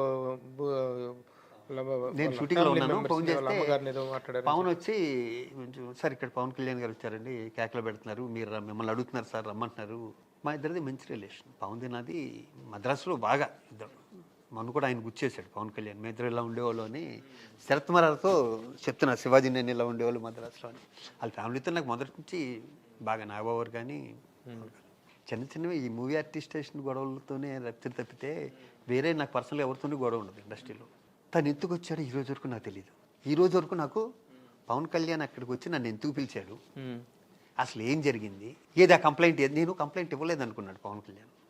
నేను కంప్లైంట్ ఎవరికి కంప్లైంట్ కోర్టులో ఇవ్వలేదు ఇది అనుకున్నా. కానీ మూవీ ఆర్టిస్టేషన్ తన పని తను చేసుకెళ్ళిపోతుంది. ఎవరున్నా ప్రెసిడెంట్ ఎవరున్నా ఎవరు సెక్రటరీ ఉన్నా ఎవరి మీద కంప్లైంట్ ఇవ్వాలని శ్రీరెడ్డి గారు ఇవ్వలేదు అనే భావం నేను అనుకుంటున్నా. యాక్షన్ తీసుకోలేదు ఆ అమ్మాయి ఏమో యాక్షన్ తీసుకున్నారని అమ్మాయి ఈయనేమో యాక్షన్ తీసుకోలేదని ఇతను మధ్యలో ఎవరు నలుగుపోతారు చెప్పేవాడు ఒకడు ఉండాలి కదా. సెక్రటరీ జంపు న్యాచురల్గా అన్ని సెక్రటరీ చూసుకోవాలి. సెక్రటరీ నరేష్ నా అదృష్టం ఏంటంటే ప్రెసిడెంట్ నేను నాకు సెక్రటరీ ఉండేవాడు కాదు నాకు మా నరేష్ తనకి తెలుసు తన ఎదురుకుండా నేనే ఉన్నాను. నేను చెబుదామంటే అవతల వ్యక్తి ఇనే టైపు కాదు పవన్ కళ్యాణ్ నా దగ్గర నుంచి పూర్తిగా రావాలి కదా. ఏం జరిగింది మీరు వచ్చారు అప్పుడు? మరి నేను వచ్చాను షూటింగ్ మధ్యలో నుంచి. నేను నత్తన్సాల్ షూటింగ్లో ఉన్నా ఐరా క్రియేషన్స్ ఆ షూటింగ్లో నాది సోలో వర్క్ ఆ రోజు మణికొండ స్టార్టింగ్లో కాబట్టి నేను వెంటనే వచ్చాను. దూరం అయితే నేను రాలేదుగా.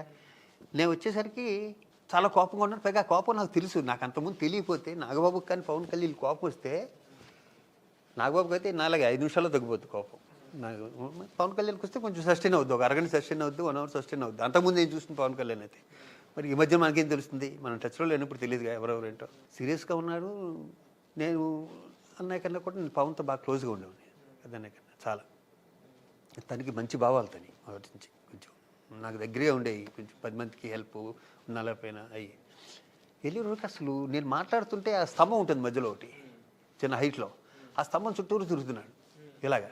ఇప్పుడు నేను మాట్లాడుతున్నాను నువ్వు అలాగే చెప్పు అనకపోతే నా మాటలు గాల్లోకి వెళ్ళిపోయినట్టేగా.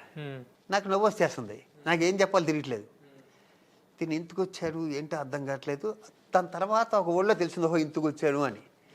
నేను లోపలికి వెళ్ళి ఇదో కంప్లైంట్ ఇచ్చావు ఇంతకన్నా నేను ఏం చేయాలి అంటే ఏంటి మీరేం యాక్షన్ తీసుకోలేదు అని అనుకుంటున్నాను. నేను అని అనుకుంటున్నా ఇప్పటికీ. నెక్స్ట్ టైం అసలు తన కోపంలో ఒక మాట అన్నాడు.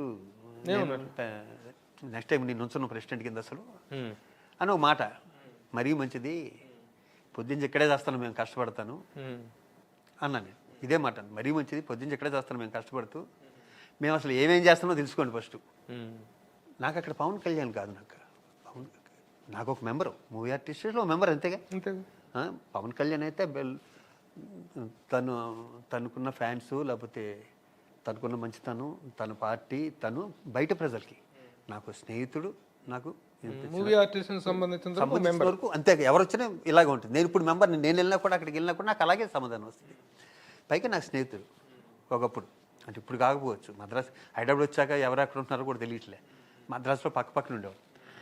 అయ్యాక నేను కామ్గా ఉన్నాను. నేను షూటింగ్కి వెళ్ళాలి, అక్కడ వెయిటింగ్ అన్నాను.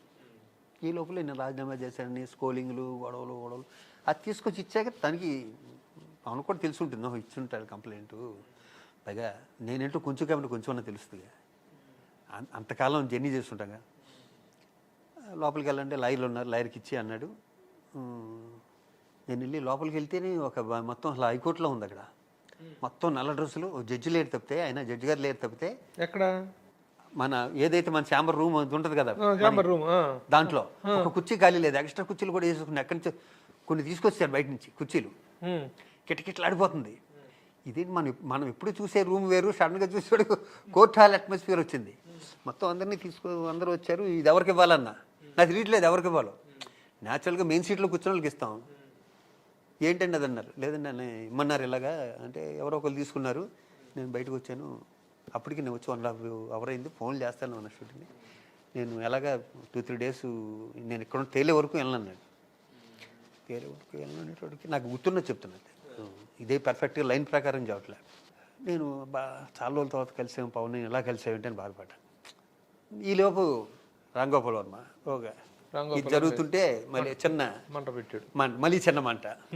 ఈడెక్కడ దొరికాడరా బాబు ఈ టైంలో మనకి, మళ్ళీ ఈ గోల్ ఏంటి, ఉన్న గోల్ చాలకుండా ఈడొకటి తయారయ్యాడు బాబు.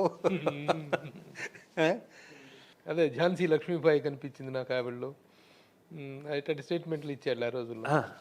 సరేనే, ఇండస్ట్రీలో ఒక పర్సన్ అయ్యండి అతను ఆ విధంగా ఇండస్ట్రీ ప్రతిష్టకు వ్యతిరేకంగా, ఇండస్ట్రీ గుడ్ విల్కి వ్యతిరేకంగా తను మాట్లాడుతున్నప్పుడు మీరేమి రియాక్ట్ అవ్వలేదా?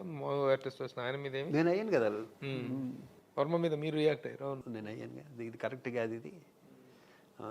అల్లు అరవింద్ గారు అయితే దారుణంగా తిట్టారు. డెఫినెట్గా తిడతారు, భయంకరంగా డెఫినెట్గా తిడతారు. చాలా సంవత్సరాలు అయిపోయింది, మళ్ళీ నన్ను తిట్టేందుకు ఇప్పుడు. తర్వాత మళ్ళీ అదే శ్రీరెడ్డి రాంగోపాల్ వర్మ మీద భయంకరంగా రివర్స్ అయింది. మామూలు రివర్స్ అవ్వాలి. ఒకప్పుడు కాకపోయినా ఒకప్పుడు తెలుస్తుందిగా ఎవరు ఏంటి అన్నది. సరే, ఆ ఎలక్షన్స్లో ఆ గొడవ అలా జరిగింది. సరే, ఒక ఫ్లేరప్ అయిపోయింది. అసలు పెద్ద నేషనల్ ఇష్యూలాగా అది కాస్టింగ్ కౌచ్ అనేటువంటి ఒక విషయానికి టర్న్ అయిపోయింది. అమ్మాయి మంచిగా చేసింది, ఒక విధంగా చాలా మంచి జరిగింది. మొత్తం నో డౌట్ అమ్మాయి చాలా మంచిగా చేసింది. ఎందుకంటే దానివల్ల చాలా మంది అమ్మాయిలకి సెక్యూరిటీ వచ్చింది, ఇండస్ట్రీలో వచ్చిన అలర్ట్నెస్ కూడా వచ్చింది అసలు ఆ విషయంగా. సరే, సంతోషం, అంతవరకు ఓకే. ఆ కాంట్రవర్సీ ఇష్యూ అలా అయిపోయింది. తర్వాత మళ్ళీ ఎలక్షన్స్ అప్పుడు మీరు ప్రెసిడెంట్గా నిలబెడుతుంటే నాగబాబు గారు ఇతనికి మద్దతు ప్రకటిస్తాం, నరేష్ గారికి మద్దతు టోటల్గా ఏంటి జీవిత రాజశేఖర్. ఇప్పుడు విచిత్రం ఏంటంటే జీవిత రాజశేఖర్ కూడా నేను క్లోజ్, బాగా మేము ముగ్గురు కూడా క్లోజ్ అయ్యి, నన్ను అన్నయ్యనే అంటుంది. అలాగే నేను రాజశేఖర్ బాగా అనుకుంటాం బాగా. ఆయన దాని ధర్మాలు చాలా చేస్తాడు. ఆయన కూడా 10 లక్షలు ఇచ్చాడు బాబు మూవీ ఆర్టిస్టేషన్, ఒక్కడే చెప్పలే, నేనే చెప్పుకున్నాను అన్నాడు. పెట్టి నువ్వు ఎలాగే చెప్పట్లేదు, నేను 10 లక్షలు ఇచ్చాడు ఆయన. తన దగ్గర డబ్బులు లేకపోతే వేరే చోటని తీసుకొచ్చి ఇచ్చాడు. అవును, నాకు అర్థం కాదు ఏంటంటే, అదే నేను అందుకని రాను ఇంటర్వ్యూలకి. నాకు టెక్నికల్ ప్రాబ్లం అంటే లోపల ఒకటి ఉండి బయట ఒకటి మాట్లాడలేను, ఈ చెంచాలు కొట్టలేను, ఇంకొకటి పుట్టిపుంజాన్ని పొగడలేను. నాగబాబు అన్న వ్యక్తి నాకు ప్రాణ స్నేహితుడే. ఇంకా అలా ఎంత చెప్పినా తక్కువే, ఎంత చెప్పినా తక్కువే. నాకు పెద్ద దిక్కు నాగబాబు అన్నతను, నాకు పెద్ద దిక్కు అయ్యా నిజంగా. నాకు చాలామంది అంటారు బయట నాగబాబు చెప్తే శివాజీ వింటాడు, అది నిజం. అంత క్లోజ్గా ఉండేవాళ్ళు. ఎందుకు సడన్గా రేపు ఎలక్షన్లు అనగా అసలు నా మీద నరేష్ నగ్గడం అన్నది ఇంపాసిబుల్. అలాగే శ్రీకాంత్ ఓడిపోవడం అన్నది కూడా ఇంపాసిబుల్. మీ ఇద్దరు చేసిన మంచి పనులు ఇప్పటికీ చెప్పుకుంటూనే ఉంటారు అందరూ. రేపు ఎలక్షన్ అనగా ఈరోజు వెళ్ళిపోవాలి, ఇద్దరి మధ్యలో కూర్చుంటే నాకు పెద్ద ప్రొడ్యూసర్ ఫోన్ చేసి బావా అంటాడు, బావా చూడు నాగబాబు రెడ్డికి వెళ్తే జోక్ అయిపోవా, టెన్షన్లో ఉన్నావు అందరూ, రేపు ఎలక్షన్లు అంటున్నా. లేదు వెళ్ళు, అక్కడ ఏదో ప్రెస్ మీట్ పెట్టారు, అక్కడ వెళ్ళి నాగబాబు వెళ్తున్నాడు అక్కడికి, నువ్వు ఫోన్ చేస్తుంటే ఎత్తలే. ఇదేంటి ఎత్తట్లేదు ఏంటి, నిజమా ఇది అనుకున్నాను. తెర చూస్తే స్క్రోలింగ్ నిజం. నా ప్లేస్లో ఏమన్నా ఉంటే గుండె అయిపోద్ది. అంటే నాకు ఎంతంటే అసలు వాళ్ళ ఫ్యామిలీతో నాకున్న రిలేషన్. నరేష్కు మద్దతు ప్రకటిస్తున్నటువంటి నాగబాబు అనేటువంటిది స్క్రోలింగ్. స్కూలింగ్ వెళ్ళి మధ్యలో కూర్చున్నాడు. జీవిత రాజశేఖర్ మొత్తం అంతా అందరూ ఉండి కూర్చోవడం నేను తప్పు అంటలే. ఇక్కడ శ్రీకాంత్ ఇంట్లో మనిషే. శ్రీకాంత్ కన్నా 10 ఏళ్ళ ముందు నుంచి నేను ఇంట్లో మనిషిని. అది కాకుండా మీరు అంతా మీ ప్యానల్ అంతా కూడా చిరంజీవి గారి బ్లెస్సింగ్స్తో, చిరంజీవి గారి బెస్ట్ విషెస్తో ఫామ్ అయిన ప్యానలే కదా మీది. ఆయన బ్లెస్సింగ్స్తోనే ఫామ్ అయిన ఫ్యామిలీ. ఆయన అంటే ఆయన అందరికీ సపోర్ట్ చేస్తారు, ఒక్కరికి కాదు. ఎవరు మంచి ఆయన ఎప్పుడు ఆయన దగ్గరికి పలానా వాళ్ళు పని మీద వెళ్తే నువ్వు ఇది నీకు చేయనని ఉండదా, నో డౌట్ దాంట్లో. నా వరకు దేవుడు నాకు, ఎందుకంటే ఆయన ఇన్స్పిరేషన్ నాకు. శివాజీ న్యాచురల్గా నేను వెళ్ళాను, ఉండమంటారు. ప్రభు వచ్చాడు, 30 ఏళ్ళ నుంచి ప్రభు కూడా పరిచయం. సార్ నేను ఉందాం అనుకున్నా, ఉండు అంటారు. శ్రీకాంత్ వెళ్ళి ఉండంటే ఉండు అంటారు. ఉండని ఎందుకు చెప్తారు? ఆయన ఆల్ ద బెస్ట్ అని చెప్తారు, ఆల్ ద బెస్ట్ అని చెప్తారు కదా. వెళ్ళి నాగబాబు సడన్గా వెళ్ళి అక్కడ కూర్చుండేవాడికి, స్కూల్కి కూర్చున్నోడికి నిజమని మళ్ళీ ఫోన్ చేస్తాను నాగబాబుకి. నాగబాబు అసలు నాది రింగ్ అవగానే ఎత్తాడు నాగబాబు. మా ఇద్దరు రిలేషన్ ఎప్పటి నుంచి, మా 85 నుంచి, మా 86 నుంచి మా ఇద్దరిది. పైకి ఇద్దరు నాగబాబు కొనుక్కోమంటే ఎన్నో కొనుక్కున్నావు, ఇప్పుడు ఉన్నది ఇల్లు నువ్వు ఇప్పుడు ఉండేది. నా ఎదురుకున్నాను నాగబాబు, పక్క పక్కలే కదా. అవునవును, మా పిల్లల ఇంట్లో మా నేహ మా దగ్గర ఉండేది. ఇప్పుడు అసలు బాగా నేను బ్రదర్. సో అలా ఉండి నాకు తట్టుకోలేకపోయాను నేను. తర్వాత నేను ఎలా పని చేశాను, తిట్టాను కదా, వేరే విషయం. తిట్టకూడదు నాగబాబుని. మా ఇంట్లో నాతో చాలా రోజులు మాట్లాడలేదు, నాగబాబుని అన్నానని. ఇంట్లో మా ఇంట్లో వాళ్ళు మాట్లాడలేదు చాలా రోజులు, అంటే 2-3 నెలలు మాట్లాడలేదు. అవును, 2-3 months మా ఇంట్లో వాళ్ళు అసలు నన్ను మాట్లాడటం మనిషిరే. నేను ఫారెన్ వెళ్ళిపోయా కొన్నాళ్ళు, ఎలక్షన్స్ తర్వాత. సో అది నైట్ ఓవర్ నైట్ టర్న్ చేసేసి వెళ్ళాడు. నాకు తర్వాత ఆలోచించుకుంటే అర్థమైంది ఏంటంటే, నాగబాబు ఎందుకు చేస్తుంటాడు ఆ పని, నాగబాబు ఎందుకు చేస్తుంటాడు చేయడే. నేను తట్టుకోలేకపోతున్నా. వేరే వాళ్ళు చేస్తుంటే నేను పట్టించుకోను ప్రభు, వేరే వాళ్ళు చేస్తుంటే పట్టించుకోను. నేను ఆ ఇంట్లో మనిషిని కదా, నేను ఎప్పుడు ఏం అడగలే. పైగా ఎంత అన్నయ్యని కూడా ఎప్పుడు అప్లికేషన్ అడగలే. నేను మా నాగబాబుని కూడా ఎప్పుడు అడగలే. నాగబాబుని అడగకుండానే చేసేవాడు. నాకు నేను కొంచెం ఎక్కువ తిట్టాను, అది నా తప్పది. లిమిట్ దాటి తిట్టడం అన్నది నా తప్పు. కానీ నాగబాబు కూడా తప్పు చేశాడు నా విషయంలో. 100% నాగబాబు తప్పు చేశాడు. అంటే అంత ఓవర్ నైట్ ఆయన చేంజ్ రేపు అది నాకు తెలుసు, నేను చెప్పను ఎందుకు జరిగింది. నేను అనుకోవటం ఏమిటంటే, ఆ రోజు అక్కడ జరిగిన దాంట్లో పవన్ అన్న మాటే గుర్తొస్తుంది నాకు. అదే ఉంటుంది 90. అంతకుముందు శ్రీరెడ్డి విషయంలో జరిగిన దానికి పాయింట్ ఆఫ్ వ్యూలో చూసుకొని నెక్స్ట్ టైం నేను ప్రెసిడెంట్గా ఉన్న ఏదో అన్నారు కదా, అప్పుడు అది అయి ఉంటుందా, పవన్ ఇంత ఆలోచించి ఇలా తమ్ముడితో చెప్తాడా అన్నది కూడా ఒకటి ఉంటుంది. న్యాచురల్గా ఇంత ఆలోచిస్తాడా దీని గురించి అన్నది కూడా ఉంటుంది. ఈ విషయంలో చిరంజీవి గారు ఇది కానీ అందరూ అనుకోవటం ఏంటంటే, చిరంజీవి గారు ఇది తెలియకుండా నాగబాబు ఇంత నిర్ణయం తీసుకోరు కదా, చిరంజీవి గారికి తెలిసే ఉంటుందనే. అసలు 1.1% కూడా అన్నయ్య తెలియదు. ఈ టాపిక్ ఆపేద్దాం ఇక్కడతో. అసలు అన్నయ్యకి సంబంధం లేదు నాకు తెలుసు. ఆ తర్వాత అన్నయ్య కూడా బాధపడ్డారని తెలుసు నాకు. అలా అన్నయ్య తెలియదు. దాని ఎఫెక్ట్ అయి ఉంటుంది, ఎఫెక్ట్ అయి ఉంటుంది పవన్ కళ్యాణ్. అది కూడా నేను చెప్పను, ఎందుకంటే పవన్ ఇంత ఆలోచించి అంత ఖాళీగా ఉంటాడు. ఆయన ఇన్ని బిజీ, ఇంత దానికే పొద్దున్న లేస్తే ఖాళీ ఉండదు అసలు. సరే అది కాదు మరి, ఈ విషయం అంత ఓవర్ నైట్ జరిగింది. ఒక్కసారిగా మూవీ ఆర్టిస్ట్ చేసిన విషయం నాగబాబు తప్పు చేశాడు నా విషయంలో 100%. నేనేంటో అనువను తెలుసు ఎందుకు తప్పు చేశాడు అంటే, అన్నయ్య ఏమో అక్కడికి వచ్చి ఇంత అమౌంట్ తీసుకొచ్చి పెడితే, నేనేమో నా మిత్రుడు చిన్న శ్రీశైలం యాదవ్, ఎన్నిసార్లు చేయనే చెప్పుకోవచ్చు. శ్రీశైలం నాకు ప్రాణమిత్రుడు, ఎప్పటి నుంచి, ఇప్పుడు కాదు, ఎప్పటి నుంచి 83 నుంచి. తనేమో 7 ఎకరాలు ఒక సెట్ చేసి పెట్టాడు దీని గురించి. 7 ఎకరాల స్థలం. వీటన్నిటికన్నా ఆశ్చర్యం ఏంటంటే, అది చిరంజీవి గారి పేరు మీద ఓల్డ్ ఏజ్ హోమ్. అన్నీ ఇన్ని కష్టపడి వీడు చేస్తుంటే నాకు సపోర్ట్ చేయవలసింది పోయి అటే వెళ్ళాడు. అది మూలపడిపోయింది. ఆ ఓల్డ్ ఏజ్ హోమ్ అయిపోయేది ఇప్పటికి. అది కోపం తప్పితే నాగబాబు నాకు చేసినన్ని ఎవరు చేయలే. అది కోపం. అది తర్వాత అది కంటిన్యూ అయిపోయి నెక్స్ట్ ఎలక్షన్స్ లో తనకు రిటర్న్ గిఫ్ట్ ఇస్తానని చెప్పేసి మీరు వెళ్ళిపోయి అక్కడ ప్రచారం చేయటం. అక్కడ ఏం చేయలేదు, అలాంటి ప్రచారం ఏం చేయలేదు, కానీ రిటర్న్ గిఫ్ట్ అన్నమాట. ఆ కోపం ఎందుకంటే ఇంకెవరు నమ్మాలి నేను? ప్రభు 30 ఏళ్ళ నుంచి మద్దతు వచ్చి నువ్వే నాకు అన్యాయం చేసావు, నేను ఎవరు నమ్ముతా ఇండస్ట్రీలో? నాకు వాల్యూ ఉన్నప్పుడు వాళ్ళకి ఎందుకు వాల్యూ ఇవ్వాలనిపించింది. పైగా నేను షార్ట్ టెంపర్డ్ కానీ ఇంకొకరి మీద డిపెండ్ అవును. ఇప్పుడు నేను ఇండివిజువల్ పర్సన్, నేను ఎవరి కాళ్ళు మొక్కను. అందరి ఇండస్ట్రీలో అందరికీ తెలుసు, నేను ఎవరిని వేషం అడగను. నా దగ్గరికి వస్తే చేస్తా, సిన్సియర్గా అనుకున్న టైంకి వెళ్తా, అది పంపించిన టైంకి వస్తా. అదే నన్ను 37 ఏళ్ళ నుంచి ఇండస్ట్రీలో ఉంచింది. నేను ఎవరికి ఇక్కడ హెడ్ బౌండ్ చేసి ఇలాగా ఎవరికి బానిసగా ఉండాలి చెప్పు? నాకేం కర్మ అది? నేను 85లోనే లేను అలా. ఇప్పుడు ఉండవలసిన కర్మే ఉంది నాకు కదా. ఈ గుణం రక్తంలో ఉంటుంది, నెంబర్ 1. ఫస్ట్ నుంచి చిడతలు కొట్టి అణుగుమణుగుండి అదొక టైప్ ఉంటుంది. అది నాకు రాలే. నేను ఎవరికి చిడతలు కొట్టను, ఎవరి దగ్గర తలంచను. నా ప్రొఫెషన్ ఏంటి? ఇంకొకరిని సాటిస్ఫై చేయడానికి నేను ఇండస్ట్రీకి రాలే. నాకు వచ్చిన క్యారెక్టర్ నాకు వచ్చిన అంతంత మాత్రం అనడంతో నాకు వచ్చిన క్యారెక్టర్ జాగ్రత్తగా చేసుకోవటం కదా, అదే నా డ్యూటీ. నేను ఆ డ్యూటీలో ఉంటా. వీలుంటే హెల్ప్ చేయటం ఎవరికన్నా 10 మందికి, లేకపోతే కామ్గా ఉంటాం. ఈ టాపిక్ కూడా నాకు ఇష్టం లేదు తీసుకురావడం. నాగబాబు ఆ టాపిక్ కూడా తీసుకురావడం నాకు ఇష్టం లేదు కొంచెం కూడా. ఇంత ఫ్రెండ్ అయ్యి ఉండి ఒక పెద్ద కళలు నాకు, నా లైఫ్ అంబిషన్ అది. ఆ నిర్ణయం వల్ల ఈ రోజుకి కూడా దాని ప్రభావం అనేటువంటిది మూవీ ఆర్టిస్ట్ అసోసియేషన్ మీద పడింది అనేటువంటిది మీరు అనుకున్నారా? డెఫినెట్గా ఉంటుంది. ఆ రోజున అవన్నీ ఫ్రూట్ఫుల్గా వచ్చేసి ఒక బిల్డింగ్ కానీ స్థలం కానీ అన్నీ సమకూరిపోయి 1 కోటి రూపాయలు అక్కడి నుంచి రావటం, అంటే అభివృద్ధి అనేటువంటిది ముంగిట్లో ఉన్న సమయంలో ఇలాంటి నిర్ణయం వల్ల మొత్తం టర్న్ అప్ అయింది అనేటువంటి. నువ్వు అడుగు నాగబాబుని, తెలుసుగా నీకు కూడా బాగా. మీరేమనుకుంటారు చెప్పండి. నేను నాగబాబు తర్వాత అడుగుతాను, అది వేరే విషయం. నాగబాబు గారిని అది ఇంటర్వ్యూ పిలిచి అడిగాను, ఎందుకు శివాజీ ఫ్రెండ్ కదా, నైట్ ఎందుకు వెళ్ళిపోయి, వాళ్ళు ఏమో పొద్దున్న లేస్తే నేను తిరుగుతూనే ఉంటారు కదా, వాళ్ళు ఎప్పుడు మీ ఫ్యామిలీని మిమ్మల్ని తిరుగుతూనే ఉంటారు నాగబాబు, శివాజీ వాళ్ళు ఎప్పుడు తిట్టరు కదా, ఎప్పుడు మీ దగ్గరే ఉంటారు కదా అని అడుగుపోయి. నాకు తెలియదు, నాకైతే ఆ 4.5 పెద్ద బుర్ర కూడా కాదు. మరి నాగబాబు ఆ రోజు వెళ్ళటం వల్లే కదా, లేకపోతే old age home Chiranjeevi gold age home అయిపోయేది. అక్కడికి పట్టుకు ఒక 50 మంది 60 మంది ఉండేవారు, చిన్న హాస్పిటల్ కూడా అయిపోయేది. పైగా నేను ఏదైనా పట్టుకుంటే వదలను. సరే, అది అయిపోయింది.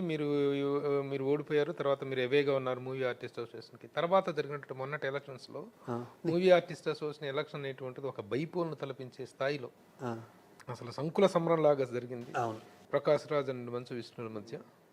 ఆ రోజున అప్పటి ఆ ఎలక్షన్ మూమెంట్ మీద, అప్పటి ఆ రప్చర్ మీద మీరేం చెప్తారు? అది చెప్పాలి, వాళ్ళే చెప్పాలి. నేను ఓటేసాను, ఫామ్ హౌస్కి వెళ్ళిపోయాను. ఒక 10 నిమిషాలు కూడా లేను అక్కడ. వాళ్ళే చెప్పాలి, కానీ అప్పుడు జరిగినటువంటి నేను ఉంటే కదా అక్కడ చెప్పడానికి. ఓటు వేసిన రోజు కాదు నేను అడుగుతుంది. ఓటు ఎలక్షన్ రోజు ఏం జరిగింది, ఎలక్షన్ రోజు ఇది కాదు. అసలు టోటల్గా ఓవరాల్గా మూవీ ఆర్టిస్ట్ అసలు ఎలక్షన్ అనేటువంటిది అంత తీవ్ర స్థాయిలో చర్చోపచర్చలుగా రకరకాల రచ్చగా మారిపోవటాన్ని మీరు ఎలా, ఒక మూవీ ఆర్టిస్ట్ మాజీ ప్రెసిడెంట్గా, ఒక సీనియర్ మెంబర్గా మీరు ఏంటి, మీ కామెంట్ ఏంటి అని అడుగుతున్నా. మూవీ ఆర్టిస్ట్ ఇంత దరిద్రం పట్టింది అనిపించింది. ఓకే వర్డ్ అది, దట్స్ ఆల్. బాధపడ్డారు. బాధ ఎలాగా పడతాం, నేనే కాదు మొత్తం ప్రతి సభ్యుడు పడతాడు బాధ. ఇక ముందు మూవీ ఆర్టిస్ట్ ఎలక్షన్స్లో కానీ, మూవీ ఆర్టిస్ట్ యాక్టివిటీలో కానీ శివాజీరాజు ఎలాంటి పాత్ర పోషించబోతున్నారు? అందరూ కోరుకుంటే అప్పుడు చూద్దాం. సో మీరైతే మళ్ళీ ఆ పగ్గాలు చేపట్టే అవకాశం ఎవరికి లేదు, ఇంకా పగ్గాలు ఉండదు, అసలు అసోసియేషన్ ఉండదు. అదేంటి ఉండదు, ఏముంటుంది చెప్పు. అంత కష్టపడే గ్యాంగు, అంత కష్టపడే అంత బంచ్ ఆఫ్ పీపుల్. నాకు తెలిసి ఇప్పుడు విష్ణు కష్టపడతాడు నోడోడు. దాంట్లో పక్కన ఒక గ్యాంగ్ ఉంటుంది, వాళ్ళు పడినవారు, విష్ణువుని పడినవారు. వాళ్ళకి ఒకటే పని కాదు, మోహన్ బాబుకి విష్ణుకి ఇది మూవీ ఆర్టిస్టేషన్, దీన్ని ఎలా చేయాలి, ఇది ఒకటే పని కాదు. వాళ్ళకి విద్యా సంస్థలు ఉంటాయి, వాళ్ళు ప్రొడక్షన్ ఉంటుంది, సినిమాలు ఉంటాయి, ఇంకోటి ఉంటాయి. దాంట్లో ఇదొకటి. శివాజీరాజు అయితే యాక్టింగ్ చేయాలి, లేకపోతే మూవీ ఆర్టిస్టేషను. నాకు వేరే వ్యాపకాలు లేవు, సింపుల్. అది కట్టేసి ఉంటే ఎక్కడో ఉండేవారు. ఇప్పుడు ఇది అయ్యి ఇక్కడ విష్ణు ప్రెసిడెంట్ అయ్యి, లేకపోతే విష్ణు మోహన్ బాబు గారు ప్రెసిడెంట్ చేసి వాళ్ళ ఇంట్లో పాముకునేది బ్యాడ్ చెప్తే గుడ్డే ఉండదు. నాకైనా వాళ్ళకైనా ఎవరికైనా సరే మనస్ఫూర్తిగా ఒక మాట అంటే, ఇండస్ట్రీలో మనం లోయర్ మిడిల్ క్లాస్లో నుంచి ఒకటి వ్యవహారం నుంచి వచ్చినా, ఇంకొకటి చిత్తూరు నుంచి వచ్చినా, ఇంకొకటి ఎక్కడి నుంచి వచ్చినా కూడా ఇక్కడ ఎవడేంటో ప్రతి ఒక్కరికి తెలుసు. 24 క్రాఫ్ట్స్లో ఒక వ్యక్తిని చూపిస్తే ఇలా నిలబెట్టి ఇంత ముందు రోజుల్లో లేవు ఇప్పుడు. ఏదేమైనా మూవీ ఆర్టిస్ట్ అసోసియేషన్ భవిష్యత్తు అనేటువంటిది ప్రశ్నార్థకంగా ఉంది అనేటువంటి దానికి మీరేం చెప్తారు? ఏమో మరి విష్ణువు చెప్పాలి. ఇంకొక పెద్ద విమర్శ ఒకటి ఉంటుంది ఎవరి మీద, అందరి మీద. అసలు ఈ సినిమా ఇండస్ట్రీలో మీ యాక్టర్స్ మీద, మూవీ ఆర్టిస్ట్స్ మీద ఒక్కొక్కరు కోటాను కోట్ల రెమ్యునరేషన్స్ తీసుకుంటున్నారు. తీసుకున్నట్టు రెమ్యునరేషన్స్లో స్టార్స్ ఒక 10 మంది, మనకు 10-12 మంది పెద్ద స్టార్స్ ఉన్నారు. ఒక్కొక్కరు వాళ్ళు తీసుకునే రెమ్యునరేషన్లో 10% ఇస్తే మూవీ ఆర్టిస్ట్ అసోసియేషన్ బిల్డింగ్ లాంటి 2 కట్టచ్చు. ఎందుకు దీన్ని ఇంత రప్చర్ చేస్తున్నారని చెప్పేసి ఆ రోజు రాజశేఖర రెడ్డి గారి దగ్గర అడిగినప్పుడు కూడా ఆయన కూడా ఇలాగే చేయలేదు. అప్పుడు నేను సెక్రటరీని, మోహన్ బాబు గారు ప్రెసిడెంట్. మోహన్ బాబు గారు, శివాజీ మనం సీఎం గారి దగ్గరికి వెళ్తున్నాం రేపు, ఎవరెవరిని పిలుద్దాం, మేము ఇద్దరు మీటింగ్ పెట్టుకున్నాం మోహన్ బాబుని. ఇలా మురళీమోహన్ గారు, ఇంకా ఇంతకుముందు ఎవరైతే మూవీ ఆర్టిస్టేషన్, అసలు మూవీ ఆర్టిస్టేషన్ అంటేనే మురళీమోహన్ గారు, వాళ్ళ ఇంట్లో పుట్టింది. అవును, అక్కడికి వెళ్ళాం. బాగా రిసీవ్ చేసుకున్నారు ఆయన. అందరం కూర్చున్నాక ఎందుకో టాపిక్ టక్కని మురళీమోహన్ గారు ఎవరో అడిగారు, సార్ ఎక్కడ మీరు ఇస్తే, అప్పుడు అయిపోయేది. నాగేశ్వరరావు గారు, అఖిలేశ్వరరావు గారు కూడా ఉన్నారు. నేను ఉన్నాను పక్కనే. ఉన్నావా? నేను పక్కనే ఉన్నాను. నేను ఇలా ఉన్నాను, ఇక్కడ ఉన్నారు సీఎం గారు. మురళీమోహన్ గారు మీకు తెలియని సైట్ ఏమైనా ఉందా హైదరాబాద్లోను? అలా అంటే ఇదే పదం కాదు, ఇలాంటి పదం, ఈ మీనింగ్ వచ్చే పదం ఉన్నారుగా, పక్కనే ఉన్నారు కదా మురళీమోహన్ గారు, ఆయనకు తెలుసుగా అన్నట్టుగా అన్నారు ఆయన. అంటే మీకు తెలియని సైట్లు ఏమైనా ఉంటాయి ఇక్కడ హైదరాబాద్లోను అనేదో అన్నారు. టాపిక్ నవ్వుతూ నవ్వుతూ అలా వెళ్ళిపోయింది, కట్ అయిపోయింది. మళ్ళీ దాని తర్వాత ఇంతమంది స్టార్స్ ఉన్నారు, అలా 10 తీసుకునే రెమ్యునరేషన్ 10% ఇచ్చినా కూడా అందరూ అడిగి నిజం చెప్పనా, నాగార్జున గారు పంపించారు తెలుసా. ఇలా రప్తిరి అయిపోతే ఎవరు పోయి ఇప్పుడు ఇంతకి వాళ్ళు చెప్పు, అసలు వాళ్ళు డే అండ్ నైట్లు ఎండల్లో కష్టపడి వాళ్ళు ఎందుకు ఇవ్వాలి? మూవీ ఆర్టిస్ట్ నీకేం రెస్పెక్ట్ ఇచ్చిందని నీ డబ్బులు ఇవ్వాలి చెప్పు. దీనికి ఆన్సర్ చెప్పండి ఎవరన్నా. మీకేం రెస్పెక్ట్ ఇచ్చింది మూవీ ఆర్టిస్టేషన్? ఇంకోటి కూడాను, మూవీ ఆర్టిస్ట్ అసోసియేషన్ అంటే ఒక glittering stars, junior artist association వేరుంది, డైలాగ్ ఆర్టిస్ట్ అసోసియేషన్ వేరుంది. కానీ మూవీ ఆర్టిస్ట్ అసోసియేషన్ అంటే ఇండస్ట్రీలో ఉన్నటువంటి ఒక అప్పర్ గ్రేడ్ యాక్టర్స్కి సంబంధించినటువంటి అసోసియేషన్. కానీ దాంట్లో 700 మంది సభ్యులు ఉండేటువంటి దానికి ఎవరెవరిని ఎలా చేర్చుకున్నారు, ఏ క్రైటీరియాలో చేర్చుకున్నారు అనే దాని మీద చాలా విమర్శ ఉంది. ఎవరి స్వార్థం కోసం వాళ్ళు కొంతమంది జాయిన్ చేసుకున్నారు. నా చుట్టం ఎవడో జాయిన్ అవ్వలేదు దాంట్లో. అంటే మెంబర్షిప్ని బలోపేతం చేసుకోవడం కోసం చేర్చుకున్నారు, అలా కూడా చేసుకున్నారు. దాంట్లో అందరు తప్పు ఉంది. దాంట్లో ఒక ఈవెంట్ చేస్తే వచ్చిన ₹1,00,00,000 ఒక 100 మంది జాయిన్ చేస్తే వస్తుంది కదా. అలా ఏ ప్రెసిడెంట్గా ప్రెసిడెంట్ ఏం చేశారంటే, మనం దీంట్లో డబ్బు తీయొద్దు, మెంబర్షిప్లు వస్తాయి కదా, ఒక సినిమా చేసినా 2 సినిమాలు చేసినా అది ఏమైందంటే మెంబర్షిప్లు జాయిన్ చేసుకున్న వాళ్ళకి అడ్వాంటేజ్ ఏం చేసుకుంటారు పాపం. వాళ్ళు నేచురల్గా కొంచెం లేని వాళ్ళు ఉంటారు. వాళ్ళు ఏం చేస్తారంటే హెల్త్ బెనిఫిట్స్, హెల్త్ కార్డ్స్ అని, నేను వచ్చాక హెల్త్ కార్డ్స్ కూడా రెట్టింపు అయిపోయినాయి మొత్తం కంప్లీట్. కాకపోతే దీనివల్ల ఇప్పుడు నాన్ ప్రామినెంట్ యాక్టర్స్ కూడాను, జూనియర్ ఆర్టిస్టులు కూడా చాలా మంది తీసుకోవడం వల్ల ప్రతిసారి ఈ రప్చర్ అనేటువంటి అప్పుడు ఏమైనా పెద్ద హీరోలు రావటం మానేస్తారు. దాంతో దీని తాలూకు గ్లామర్, దీని తాలూకు ఒక హైప్ అనేటువంటి కిల్ అవుతుంది. పోయింది. అది అందరు ప్రెసిడెంట్లు చేసిన తప్పు, ఎవరు ఒకరు చేసిన తప్పు కాదు అది. ఇప్పుడు మరి ఆ సందర్భంగా ఏర్పడినటువంటి అపార్థాలు అన్ని తెలిగిపోయి మీకు నాగబాబు గారికి, చిరంజీవి గారికి ఉన్న రిలేషన్ ఎలా ఉంది? నాది చిరంజీవి గారికి అలాగే ఉంటుంది. అవును, నాది చిరంజీవి గారికి సంబంధం ఉంది. ఆయన ఎప్పుడు నా మంచి కోరుకుంటారు, చెప్పారుగా. ఆయన చెప్తేనే విన్నాను, ఆ దేవుడు చెప్పిన అవును.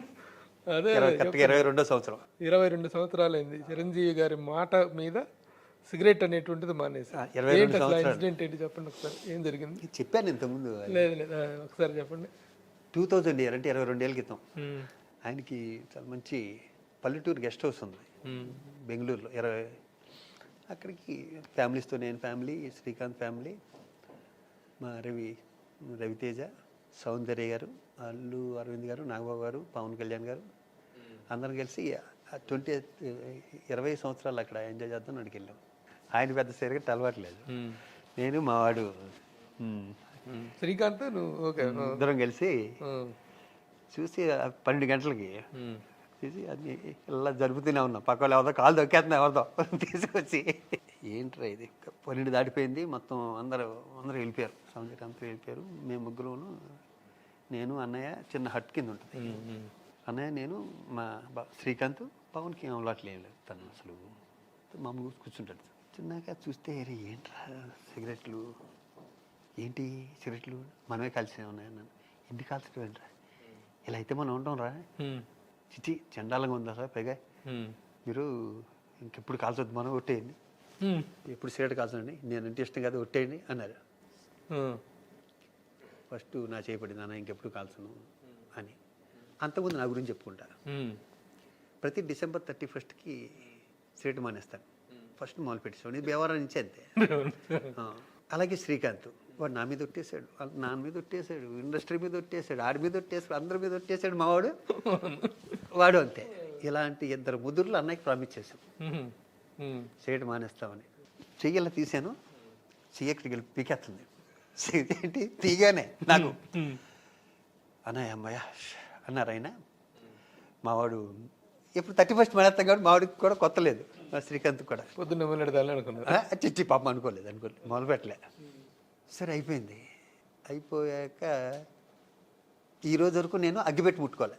22 ఏళ్ళు అయింది, 22 years అయింది, అగ్గిపెట్టి ముట్టుకోలేదు. సిగరెట్ వదిలేండి. అసలు విచిత్రం ఏంటంటే, ఇప్పటికీ నేను సిగరెట్ కాల్చినట్టు కళ్ళు వస్తుంటుంది తెలుసు. అప్పటికి ఎంత దరిద్రం హ్యాబిట్ అది. ఇప్పటికీ సిగరెట్లు కాల్చినట్టు కళ్ళు వస్తుంటుందా అంటే దాని పవర్ ఎంత ఉందో చూడు. అంటే ఎన్ని కాల్చేసాము మేము అప్పుడు. అంతకుముందు సునీలు నేను ఒకసారి ప్రామిస్ చేసుకున్నాం, అన్నయ్య మనిద్దరం సిగరెట్ మానేయాలి, ఈ రోజుతో ఒట్టని.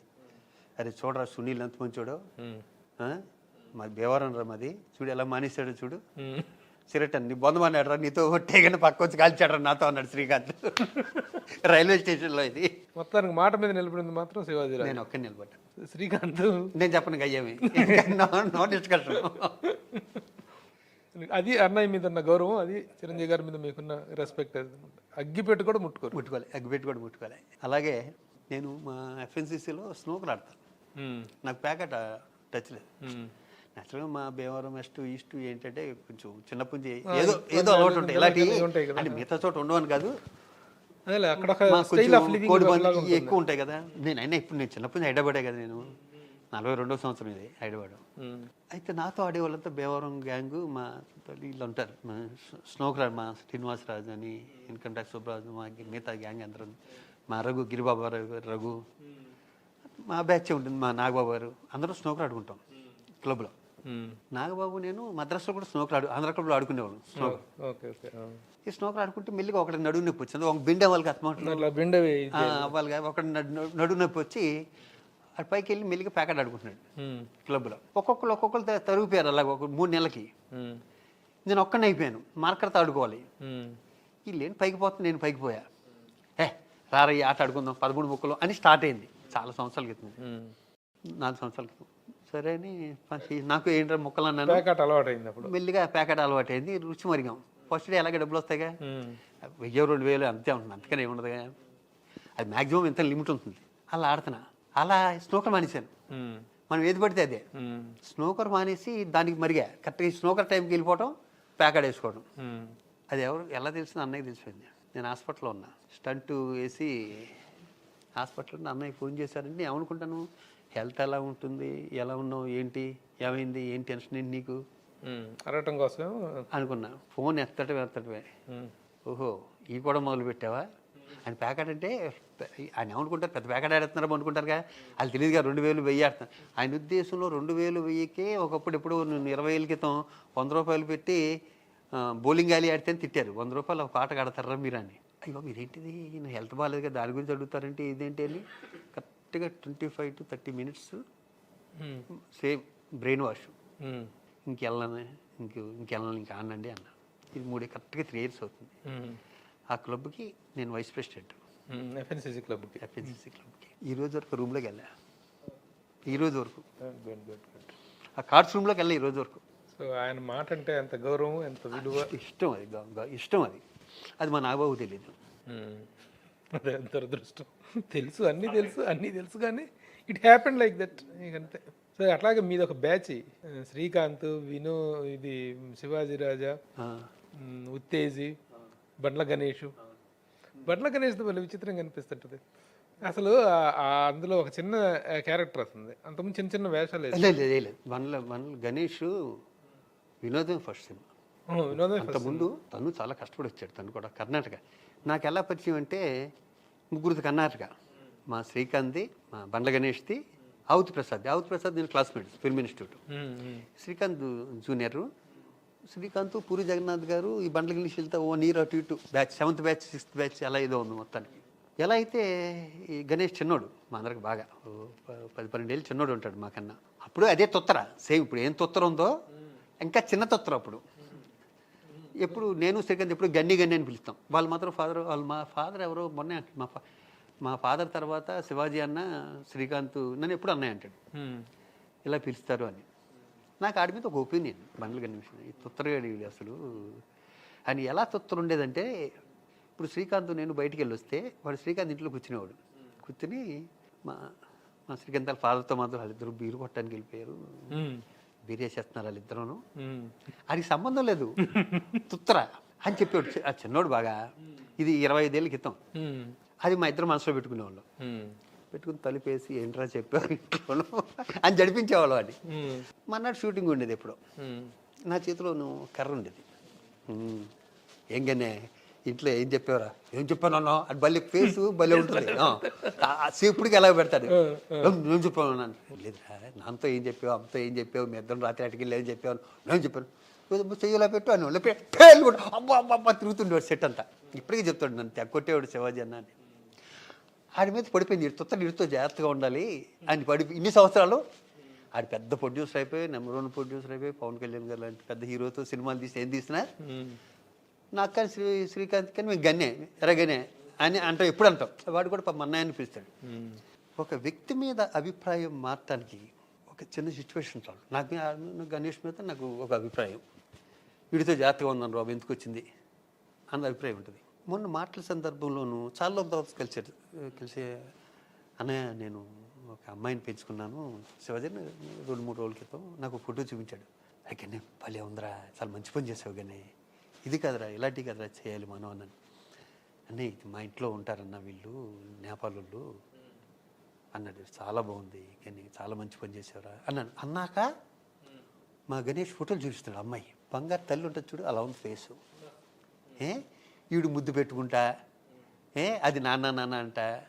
మా చెల్లి గణేష్ వాళ్ళ మిసెస్తో కూడా అలా అంత క్లోజ్గా ఉంటా, పూజగా ఒళ్ళో కూర్చోబెట్టుకుని. వాడి పిల్లలు కూడా గణేష్ పిల్లలు కూడా మా పిల్లలు పెద్దోళ్ళు అయిపోయారు కదా, ఇంకా పెంచుకుని దాన్ని వదలట్లేదు. వాడు 10 నిమిషాలు నాతో కూర్చుంటే 10 నిమిషాలు ఆ పాప గురించి చెప్తాడు. న్యాచురల్గా సొల్లు కౌరులు చెప్తాడు.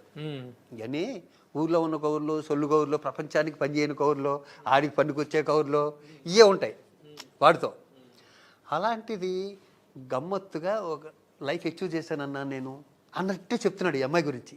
నాకు తెగ నచ్చేసేవారు కానీ హగ్ చేసుకుని సూపర్ రా, నేను ఇంటికి వస్తాను నేను చూడటాను, రాను ఇప్పుడే రాను, ఇప్పుడు కాదు నేను వస్తాను వెళ్ళాను. ఇంటికి వెళ్ళిపోయి నైట్ దాంతో ఫోన్ చేయించాడు 2-3 రోజుల క్రితం. బండ్ల గణేష్ పెద్దన్న దా ఇంటికి అంటుంది. అది ఇటు చెప్తున్నాడు పక్క నుంచి ఇలా పిలువు అని చెప్తున్నాడు. అరే చాలా మంచి పని చేస్తావు కానీ నిజంగా నా దృష్టిలో అయితే నువ్వు అక్కడ ఉన్నావు ఇప్పుడు. అదే హ్యాట్స్ ఆఫ్ గణేష్. ఎందుకంటే ఏంటి ఆ పాప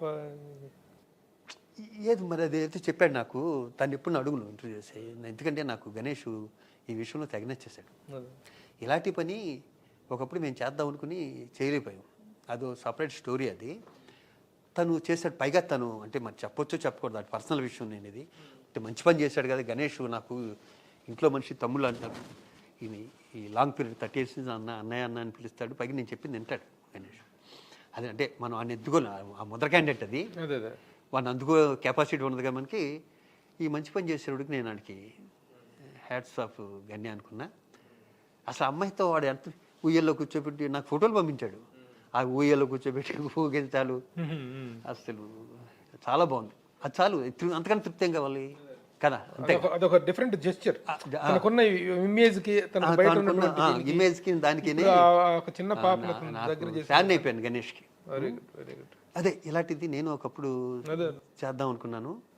అదేంటంటే ఇలా అభ్యుదయ భావాలు నాకు కూడా ఏదన్నా చేయాలని. ఫైనాన్షియల్గా కొంచెం సెట్ అయ్యి బిజీ అయ్యే టైంలో ఇది కూడా ఇంతకుముందు చెప్పాను, మళ్ళీ చెప్తా క్లారిటీగా. శ్రీకాంత్ నేను ఒక షూటింగ్కి వెళ్ళాం వైజాగ్. నాన్న అడగదలుచుకున్న కూడా అడిగితే శ్రీకాంత్ మీరు కలిసి ఇద్దరు ఒక అబ్బాయిని పెంచుకుంటున్నారండి. చెబుతా అదే అంటే పెద్ద గుర్తులేదు కానీ చూతాయిగా కొంచెం మసాలా వేసి చెబుతా. అది మామూలుగా చెప్తే పెద్ద ఇంట్రెస్ట్ ఏముంటుంది. అది ఎందుకు చెబుతా అంటే మిగతాళ్ళకి ఎవరికైనా పనికి వస్తుంది అని. సరే మేమిద్దరం ఊరికే షూటింగ్ అయిపోయింది. 2 గ్లాసులు మంచినీళ్ళు తాగి అలా బీచ్ వెనకాల బీచ్ అంతా అలా తిరుగుతూ బీచ్లో మంచినీళ్ళు తాగా అర్థం చేసుకున్నాడు, అర్థం చేసుకున్నంత చల్లటి మంచినీళ్ళు తాగి ఇద్దరం బీచ్లో కూర్చుని ఇంకేంటి బాబా అది ఇదని మాట్లాడుకుంటూ ఏదన్నా చేయాలరా అనుకుంటే ఎవరినన్నా పెంచుకుందాం బావా. ఎక్కడ ఇది? వైజాగ్ బీచ్లో. ఎవరినన్నా పెంచుకుందాం మనిద్దరం. అవునరా ఏదన్నా మంచి పని చేయాలరా, దేవుడు మనకి మంచి పొజిషన్ ఇచ్చాడు. మా బావ కూడా సెంటిమెంటు, అంటే ఎప్పుడైతే ప్రేమ తనన్నా నాకు అంతే. అంటే ఒక పల్లీలు అమ్ముకునేవాడు చిన్న పిల్లోడు. ఆడు పల్లీలు అయిపోతే బాబా 2 రూపాయలు ఆట అయిపోయాడు. బీచ్లో ఆడికి తల్లి తండ్రి ఎవడ బీచే, వాడికి అమ్మా నాన్న అంతా బీచే. వీళ్ళలో మార్పు తీసుకొద్దాంట మనం, వీడిని పెంచుకుందాం అన్నాను. అరే మాట వెళ్ళారా, పల్లీలు అయిపోయినాయి అన్నాడు. పల్లీలు కదరా రారా శ్రీకాంత్ గారు గుర్తుపెట్టావుంటే చీకట్లో ఉన్నాం కదా గుర్తుపెట్టాడు. ఏం చేస్తావు? పల్లీలు అమ్ముకుంటాను. ఇంకేం చేస్తావు? ఎవరైనా డబ్బులు ఇస్తే భోజనం చేస్తుంటాను. సరే నిన్ను హైదరాబాద్ తీసుకెళ్ళి మేము పెంచుకుంటాం, వస్తావా? వస్తానన్నాడు. సరే ఇక్కడి నుంచి మమ్మల్ని నాన్న అని పిలవాలి. ఓకే ఏంటి 2 గ్లాసులు మంచినీళ్ళు తాగి వస్తానన్నాడు. సరే పొద్దున్నే షూటింగ్ దగ్గరికి వచ్చాను అని చెప్పాం. ఆడు వచ్చాడు, మాకు బీచ్లోనే షూటింగ్ దగ్గరికి వచ్చాడు. మీ ఇద్దరం సంతోషపడిపోతున్నాం. సరే షూటింగ్ ప్యాకప్ అయిపోయింది. వీడికి ట్రైన్లోను ఎక్కించి మా మేకప్ మన్నాలతో జోడి చేసి వీడిని హైదరాబాద్ హైదరాబాద్ తీసుకొచ్చేవాడిని. నేను మధురానగర్లో ఉండేవాడిని, మా బావ ఏమో ఫిలింనగర్లో ఉండేవాడు. ఫస్ట్ నేను తీసుకెళ్తానన్నాడు. మా ఊడి పిల్లలు చిన్నోళ్ళు, నా పిల్లలు చిన్నోళ్ళు. మా ఊడి పిల్లలు ఇంకా చిన్నోళ్ళు, శ్రీకాంత్ మా బావ పిల్లలు. 3 days మా ఊడి ఇంట్లో ఉన్నాక ఫోన్ చేశాడు. బావా ఇడు నిన్ను అడుగుతున్నాడు, ఇద్దరం బిజీగా షూటింగ్, నీ దగ్గరికి పంపిస్తాను అన్నాడు. సరేరా పంపించు. కార్ డ్రైవర్ తీసుకొచ్చి మధురనగర్ మా ఇంట్లో వదిలాడు. నేను ఇంట్లో చెప్పాను కదమ్మా నేను పెంచుకుంటున్నామని. వీడు సగం రోజులు మా బావాళ్ళ ఇంట్లో ఉంటాడు, సగం రోజులు మా ఇంట్లో ఉంటాడు. ఇంకా నాకు చాక్లెట్ కావాలని రారని కిందే షాప్ ఉంది, అటుకి వెళ్ళి మొత్తాన్ని చాక్లెట్ కొనిపెట్టి పైకి తీసుకొచ్చాం. మా వాళ్ళు చిన్న వాళ్ళు, మా పాపను వాళ్ళిద్దరు. జాగ్రత్తగా నీకు ఏం కావాల్సిందే వండించి తిను, నేను స్కూల్లో జాయిన్ చేస్తాం. స్కూలా అన్నాడు. అటు ఫస్ట్ రియాక్షన్, అవునరా నువ్వు ఎప్పుడు కావాల్సిన ఇక్కడ, ఎప్పుడు కావాల్సిన అక్కడికి, చిన్న దగ్గరికి శ్రీకాంత్ దగ్గరికి వెళ్ళిపోద్ది కానీ నువ్వు సరే ఇక్కడ ఉండవు అన్నావు. మన్నాడు నేను షూటింగ్ నుంచి ఇంటికి వచ్చేసరికి ఇల్లంతా గందరగోళంగా ఉంది. ఏంటంటే మా ఇద్దరు పిల్లలు జుట్టు నీళ్ళు వేసిపోయి మా పాప జల్లన్నీ ముందు అంటే ఇద్దరిని వంగబెట్టిపోయి బాధేశాడు. తప్పు నాన్న, చెల్లిని తమ్ముడిని కొట్టకూడదు నువ్వు, వాళ్ళిద్దరు మనోళ్ళరా. ఓహో మనోళ్ళా అన్నాడు. ఈయన అర్జెంటుగా స్కూల్లో జాయిన్ చేసేయాలి. ఇన్ని మళ్ళీ మన్నాడు స్కూల్కి వెళ్ళి వచ్చాడు, బాత్రూమ్కి వెళ్ళి బీడీ గొప్పవుతుంది.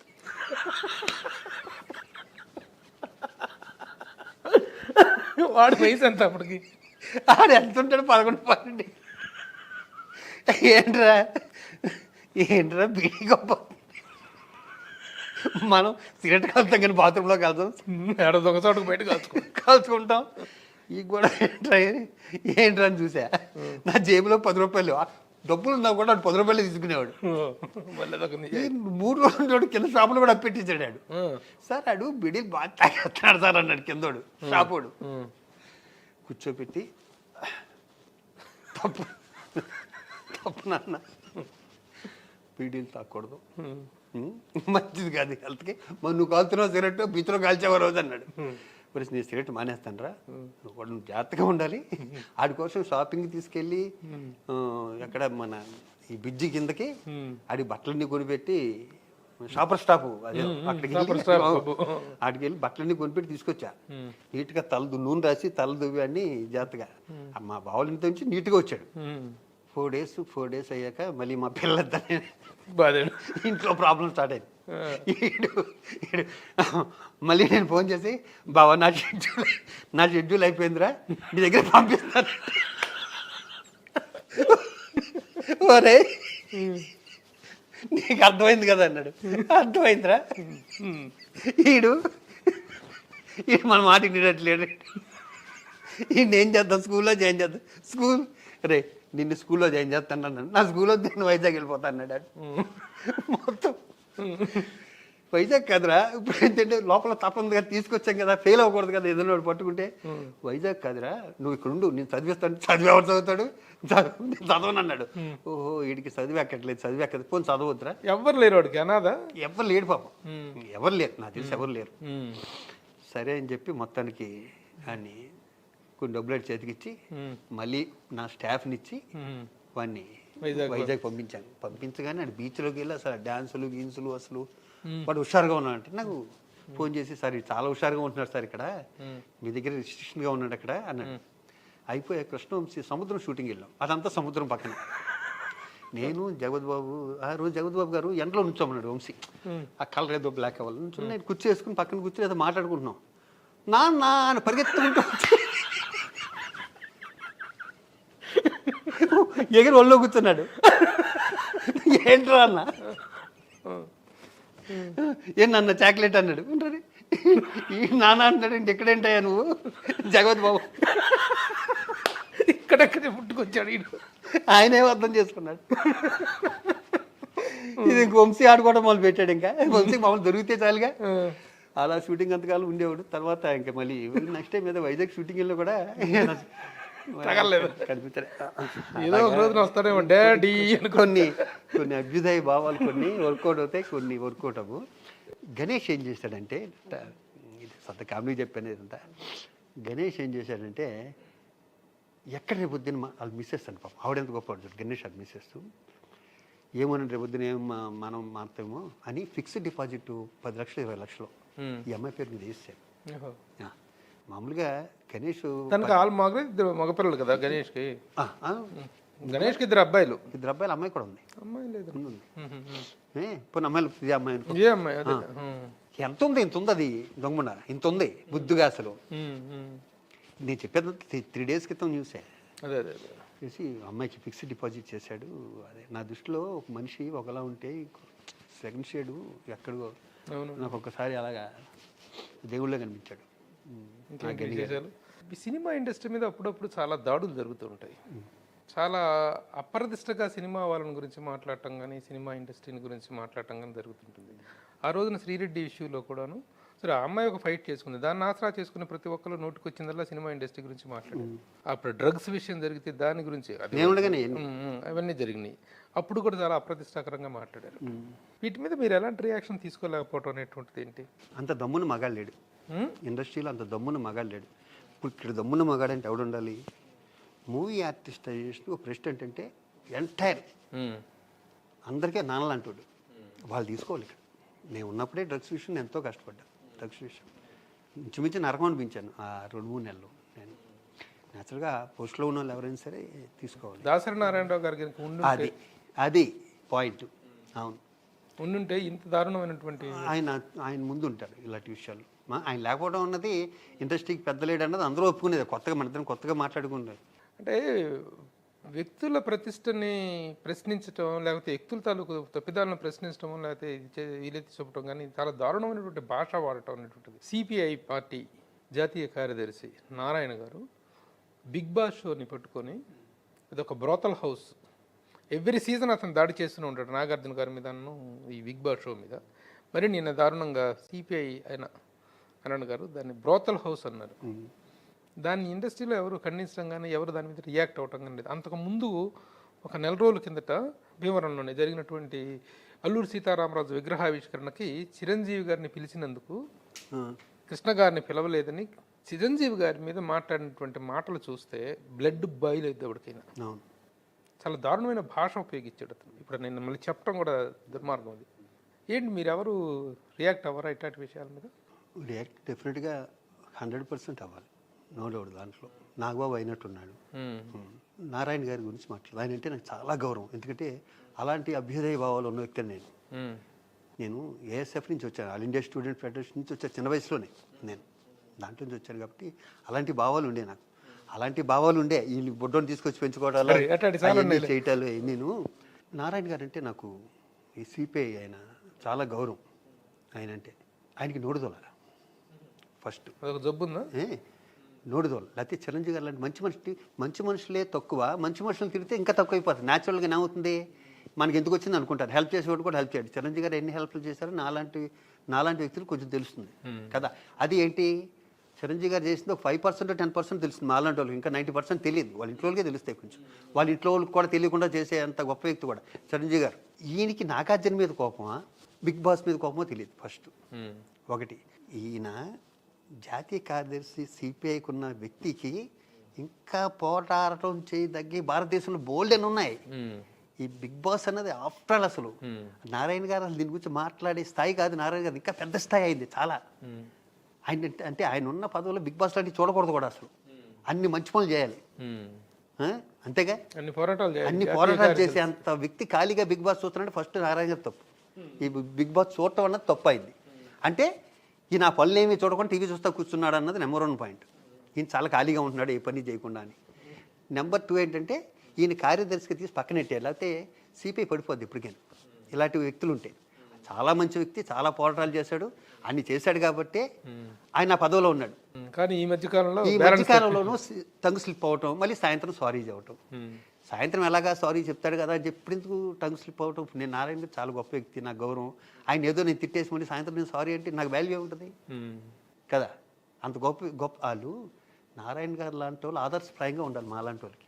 మేము కూడా ఆయన గురించి చెప్తే ఇంకేముంటుంది, ఆయన స్థాయి ఉంటుంది కదా. సరే, దీని మీద ఇండస్ట్రీ అది చెప్తా.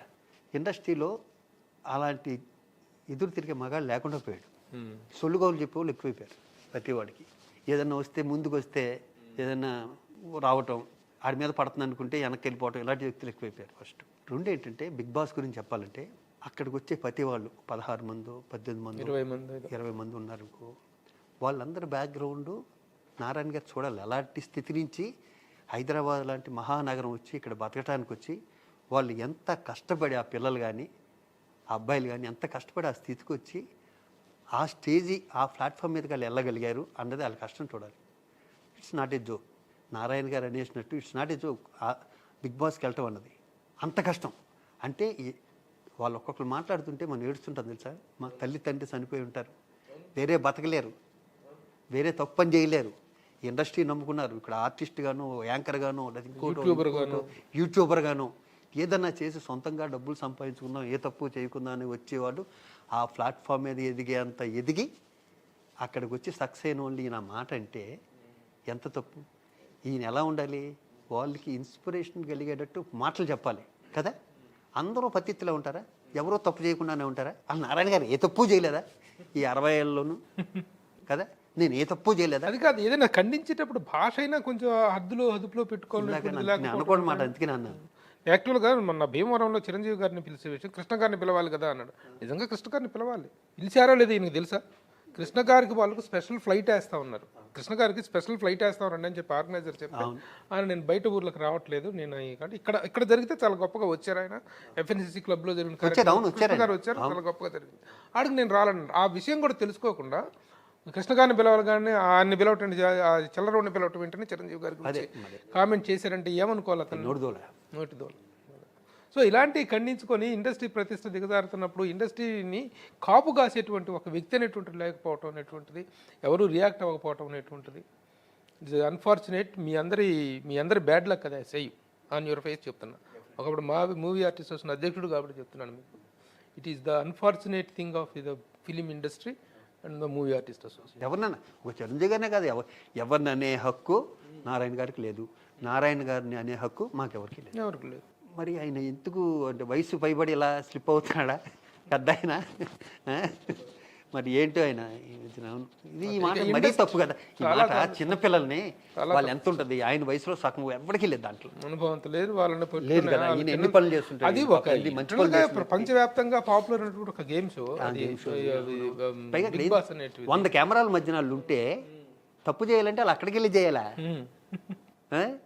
బయట చేయలేరా? ఆ విషయాలు ఆయన తెలియవా నారాయణ గారికి?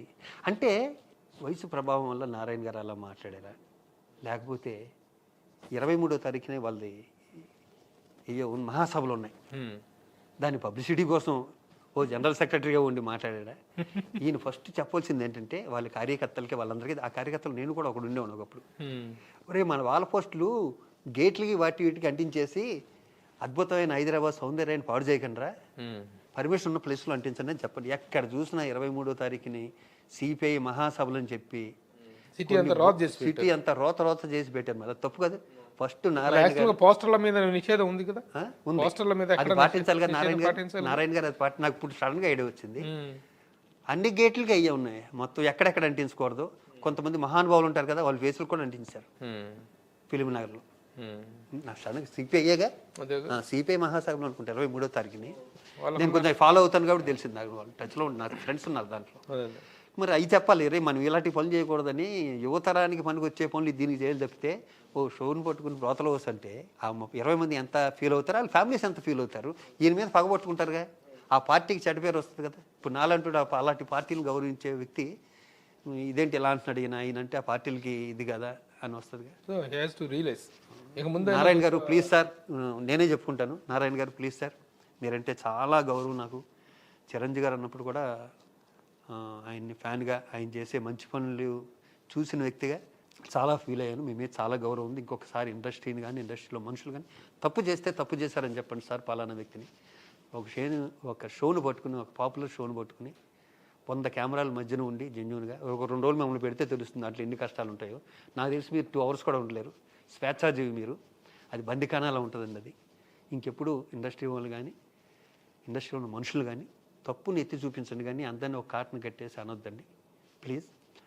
మీకు చెప్పేంత పెద్దోను కాకపోయినా మీలాగా నాకు అభ్యుదయ భావాలు ఉన్నాయి, తప్పుని ఎదిరించే గుణం ఉంది కాబట్టి మీరు చేసిన తప్పుని ఎదిరిస్తాను. Thank you sir. ఇండస్ట్రీలో ప్రముఖులతో చాలా మందితో మీకు చక్కని అనుబంధం ఉంది. ముఖ్యంగా కొంతమంది శివాజీ రాజు అంటే చాలా అభిమానం చూపించేటోళ్ళు ఉన్నారు. సే దాసరి నారాయణరావు గారు, రామానాయుడు గారు, సరే చిరంజీవి గారి గురించి చెప్పారు, చాలా చెప్పారు. అట్లా ఇంకా who are the other? Ramanaidu garu గురించి చెప్తాను. ఫస్ట్ రామానాయుడు గారికి నాకు ఫస్ట్ టర్నింగ్ పాయింట్ సినిమా హైదరాబాద్ వచ్చాక నెంబర్ అయినా కూడా మద్రాసులో ఉండగా బొబ్బిలరాజు సూపర్ హిట్. నా మీద కామెడీ ముద్ర వేసిన సినిమా కూడా అదే. అంతకుముందు ఏదో విలన్ క్యారెక్టర్ హీరో క్యారెక్టర్ అవి చేసుకుంటున్నాడు, కామెడీ సైడ్ టర్నింగ్. దాని తర్వాత అయ్యో నాయుడు గారి కుటుంబం అని చేసిన ఒకసారి నాయుడు గారి కుటుంబం షూటింగ్ జరుగుతుంది. నెంబర్ 1 ఇండియాలోనే నెంబర్ 1 ప్రొడ్యూసర్ అప్పట్లో రామానాయుడు గారు. తణుకు దగ్గర ఎక్కడో షూటింగ్ జరుగుతుంటే అవి హోటల్స్ తక్కువ ఉంటాయి కదా, అంటే నాయుడు గారు లాంటి గొప్ప ప్రొడ్యూసర్ గురించి చెప్తున్నాను నేను. ఆయన ట్రాలీలు దోస్తారు, ఆయన పొద్దున వచ్చేస్తారు, అందరికీ తెలిసిన విషయం, మొత్తం ఇండియన్ ఇండస్ట్రీలో ప్రతి ఒక్కరికి తెలుసు. నేను సపరేట్గా నాదొక రూము, నాకు 3వ రూమ్ ఏమో రామానాయుడు గారిది. అక్కడ స్వీట్ రూమ్స్ కూడా ఉండవు, ఏదో కొంచెం పెద్ద రూమ్ ఉంటుంది. అయినాక శివాజీని ఒకసారి రమ్మని చెప్పండి అన్నాడు. నేను వచ్చాను. నీ బ్యాగ్ అయితే తీసుకొచ్చి నాకు బోరు కొడుతుంది, ఇక్కడ పడుకుంది కానీ అన్నాడు. ఈయన దగ్గర మనకి కంఫర్ట్గా ఏముంటుంది, అంత పెద్ద దగ్గర పడుకోవటం పర్లేదన్నాను. వచ్చిన బోరు కొడుతుంది, అయితే ఏదో కౌలు చెబుతావు, ఇంత భీవరం కౌరులు ఈ చదువుకొని వచ్చే అన్నారు. అంటే ఎంత గొప్ప ప్రొడ్యూసర్ చెప్పడానికి చెబుతున్నా. సరే అని చెప్పి 4 బట్టలు బ్యాగు తీసుకుని అక్కడికి వచ్చాను. అక్కడికి వచ్చి ఇలా సోఫా ఉంది, పెద్ద రూమ్ కాబట్టి, ఇవా పొద్దున్నే కొంచెం లేట్కి వస్తాను, నువ్వు వెళ్ళి షూటింగ్ దగ్గరికి వెళ్ళిపోయి నీకు షూటింగ్ 10 గంటల తర్వాత వెళ్ళిపోద్ది కానీ కౌరులు చెప్పు అని 2-3 కౌరులు చెప్పినట్టు ఆయన పడుకున్నారు. వెళ్ళి మనం వెళ్ళి రూమ్లో పడుకుందాం అనేసరికి ఆ రూమ్లో కృష్ణరాజు గారు ఉన్నారు. విచిత్రం ఏంటంటే రూమ్స్ లేవు. ఎంత గొప్ప వ్యక్తి, రూమ్స్ లేవు. 4-5 రూమ్స్ 7 రూమ్స్ ఉన్నాయి. కృష్ణరాజు గారికి రూమ్ కావాలి, ఆయన వచ్చారు. నా రూమ్ క్లీన్, నేను వచ్చా క్లీన్ చేసేసి ఆ రూమ్ ఆయనకి అలాట్ చేసి ఇంకో రూమ్ లేదని చెప్పి నన్ను ఆ రూమ్లో పెట్టుకున్నారు. అది అలాంటి ప్రొడ్యూసర్లు. అలాగే బొబ్బిలరాజు కూడా జరిగింది నాకు సేమ్. అంత గొప్ప ప్రొడ్యూసరు. ఆయనతో నాకు నేనంటే ఇంక చాలా ఇష్టం. ప్రేయస్ రవి అన్న సినిమాకి ఫస్ట్ చంద్రమోహన్ గారిని పెట్టగా శ్రీకాంత్కి చంద్రమోహన్ గారికి కొంచెం ఏజ్ డిఫరెన్స్ వస్తుందేమో అని ఎవరెవరిని పెడదామని రోడ్డుకి సెంటిమెంట్ క్యారెక్టరు ఇది చంద్రమోహన్లో ఇంకెవరో చేయలేరు అని మానవాడు అద్భుతమైన ఆర్టిస్ట్ చంద్రమోహన్ గారు నన్ను పెట్టారు. పెట్టిన క్షణం నుంచి శివాజీ చంద్రమోహన్ పెట్టి నువ్వు ఎలా చేస్తావు ఏంటో, సినిమాకి ఇంపార్టెంట్ క్యారెక్టర్, నాకు నీ వల్లే భయంగా ఉందన్నాడు. నాకు చెమటెట్టేసాయి. అప్పటికే ఆ సంవత్సరం 8 సినిమాలు చేసినా కూడా ఆయన పెద్ద ఆయన వచ్చి పక్కన కూర్చుని భోజనం చేస్తుంటే శివాజీ చాలా ఇంపార్టెంట్ క్యారెక్టర్, టిఫిన్ చేస్తుంటే శివాజీ చాలా ఇంపార్టెంట్ క్యారెక్టర్, మేకప్ వేసుకుంటే శివాజీ మొత్తం నీ మీద డిపెండ్ అయింది, చాలా మంచి క్యారెక్టర్, సార్ నాకు వదిలేస్తారా నేను చేస్తాను అనేవాడిని. మొత్తం చూశాక ఫస్ట్ కాపీ చూసి హీరో రా వీడి శివాజీ అని నేను వెళ్ళా. ప్రెస్ మీట్కి వెళ్తే ఈ రోజు నుంచి వీడు నాకు హీరో శివాజీ, నేను చాలా భయపడ్డాను ప్రేయస్ రవి ఈ క్యారెక్టర్ ఎలా చేస్తాడని. అంత మంచి క్యారెక్టర్. శ్రీకాంత్ నాది పర్సనల్ లైఫ్ కూడా రిలేషన్ ఉంది కాబట్టి క్లైమాక్స్ శ్రీకాంత్తో ఉన్న కానీ తను చనిపోయాక నాగబాబు నా సీన్ కానీ తను చనిపోయాక నా ఇండివిజువల్ సీన్స్ కానీ అద్భుతంగా ఉంటాయి. అందరూ ఏడుస్తారు. ఎంతలా అంటే మా శ్రీకాంత్ వాళ్ళ మదర్కి మా ఇద్దరు రిలేషన్ ఆవిడకి హార్ట్లో పెయిన్ కింద వచ్చేసింది ప్రివ్యూ చూస్తుంటే. మేమిద్దరం వేరే చోట ఉంటే ఫోన్ చేసి చెప్పారు ఇలా అని. అంత గొప్ప సినిమా. ఆ క్షణం నుంచి లాస్ట్ ఆయన ఉన్నంతకాలం నన్ను హీరో అని పిలిచారు. నేను ఎప్పుడు ఆయన డాడీ అని పిలుస్తాను. ఎప్పుడు ఆయన ఒకటే పదం డాడీ అనగానే శివాజీ అంటే వెనక నుంచి ఉన్నా కూడా. నేను ఆలీ ఒక చాలా క్లోజ్ ఆయనకి.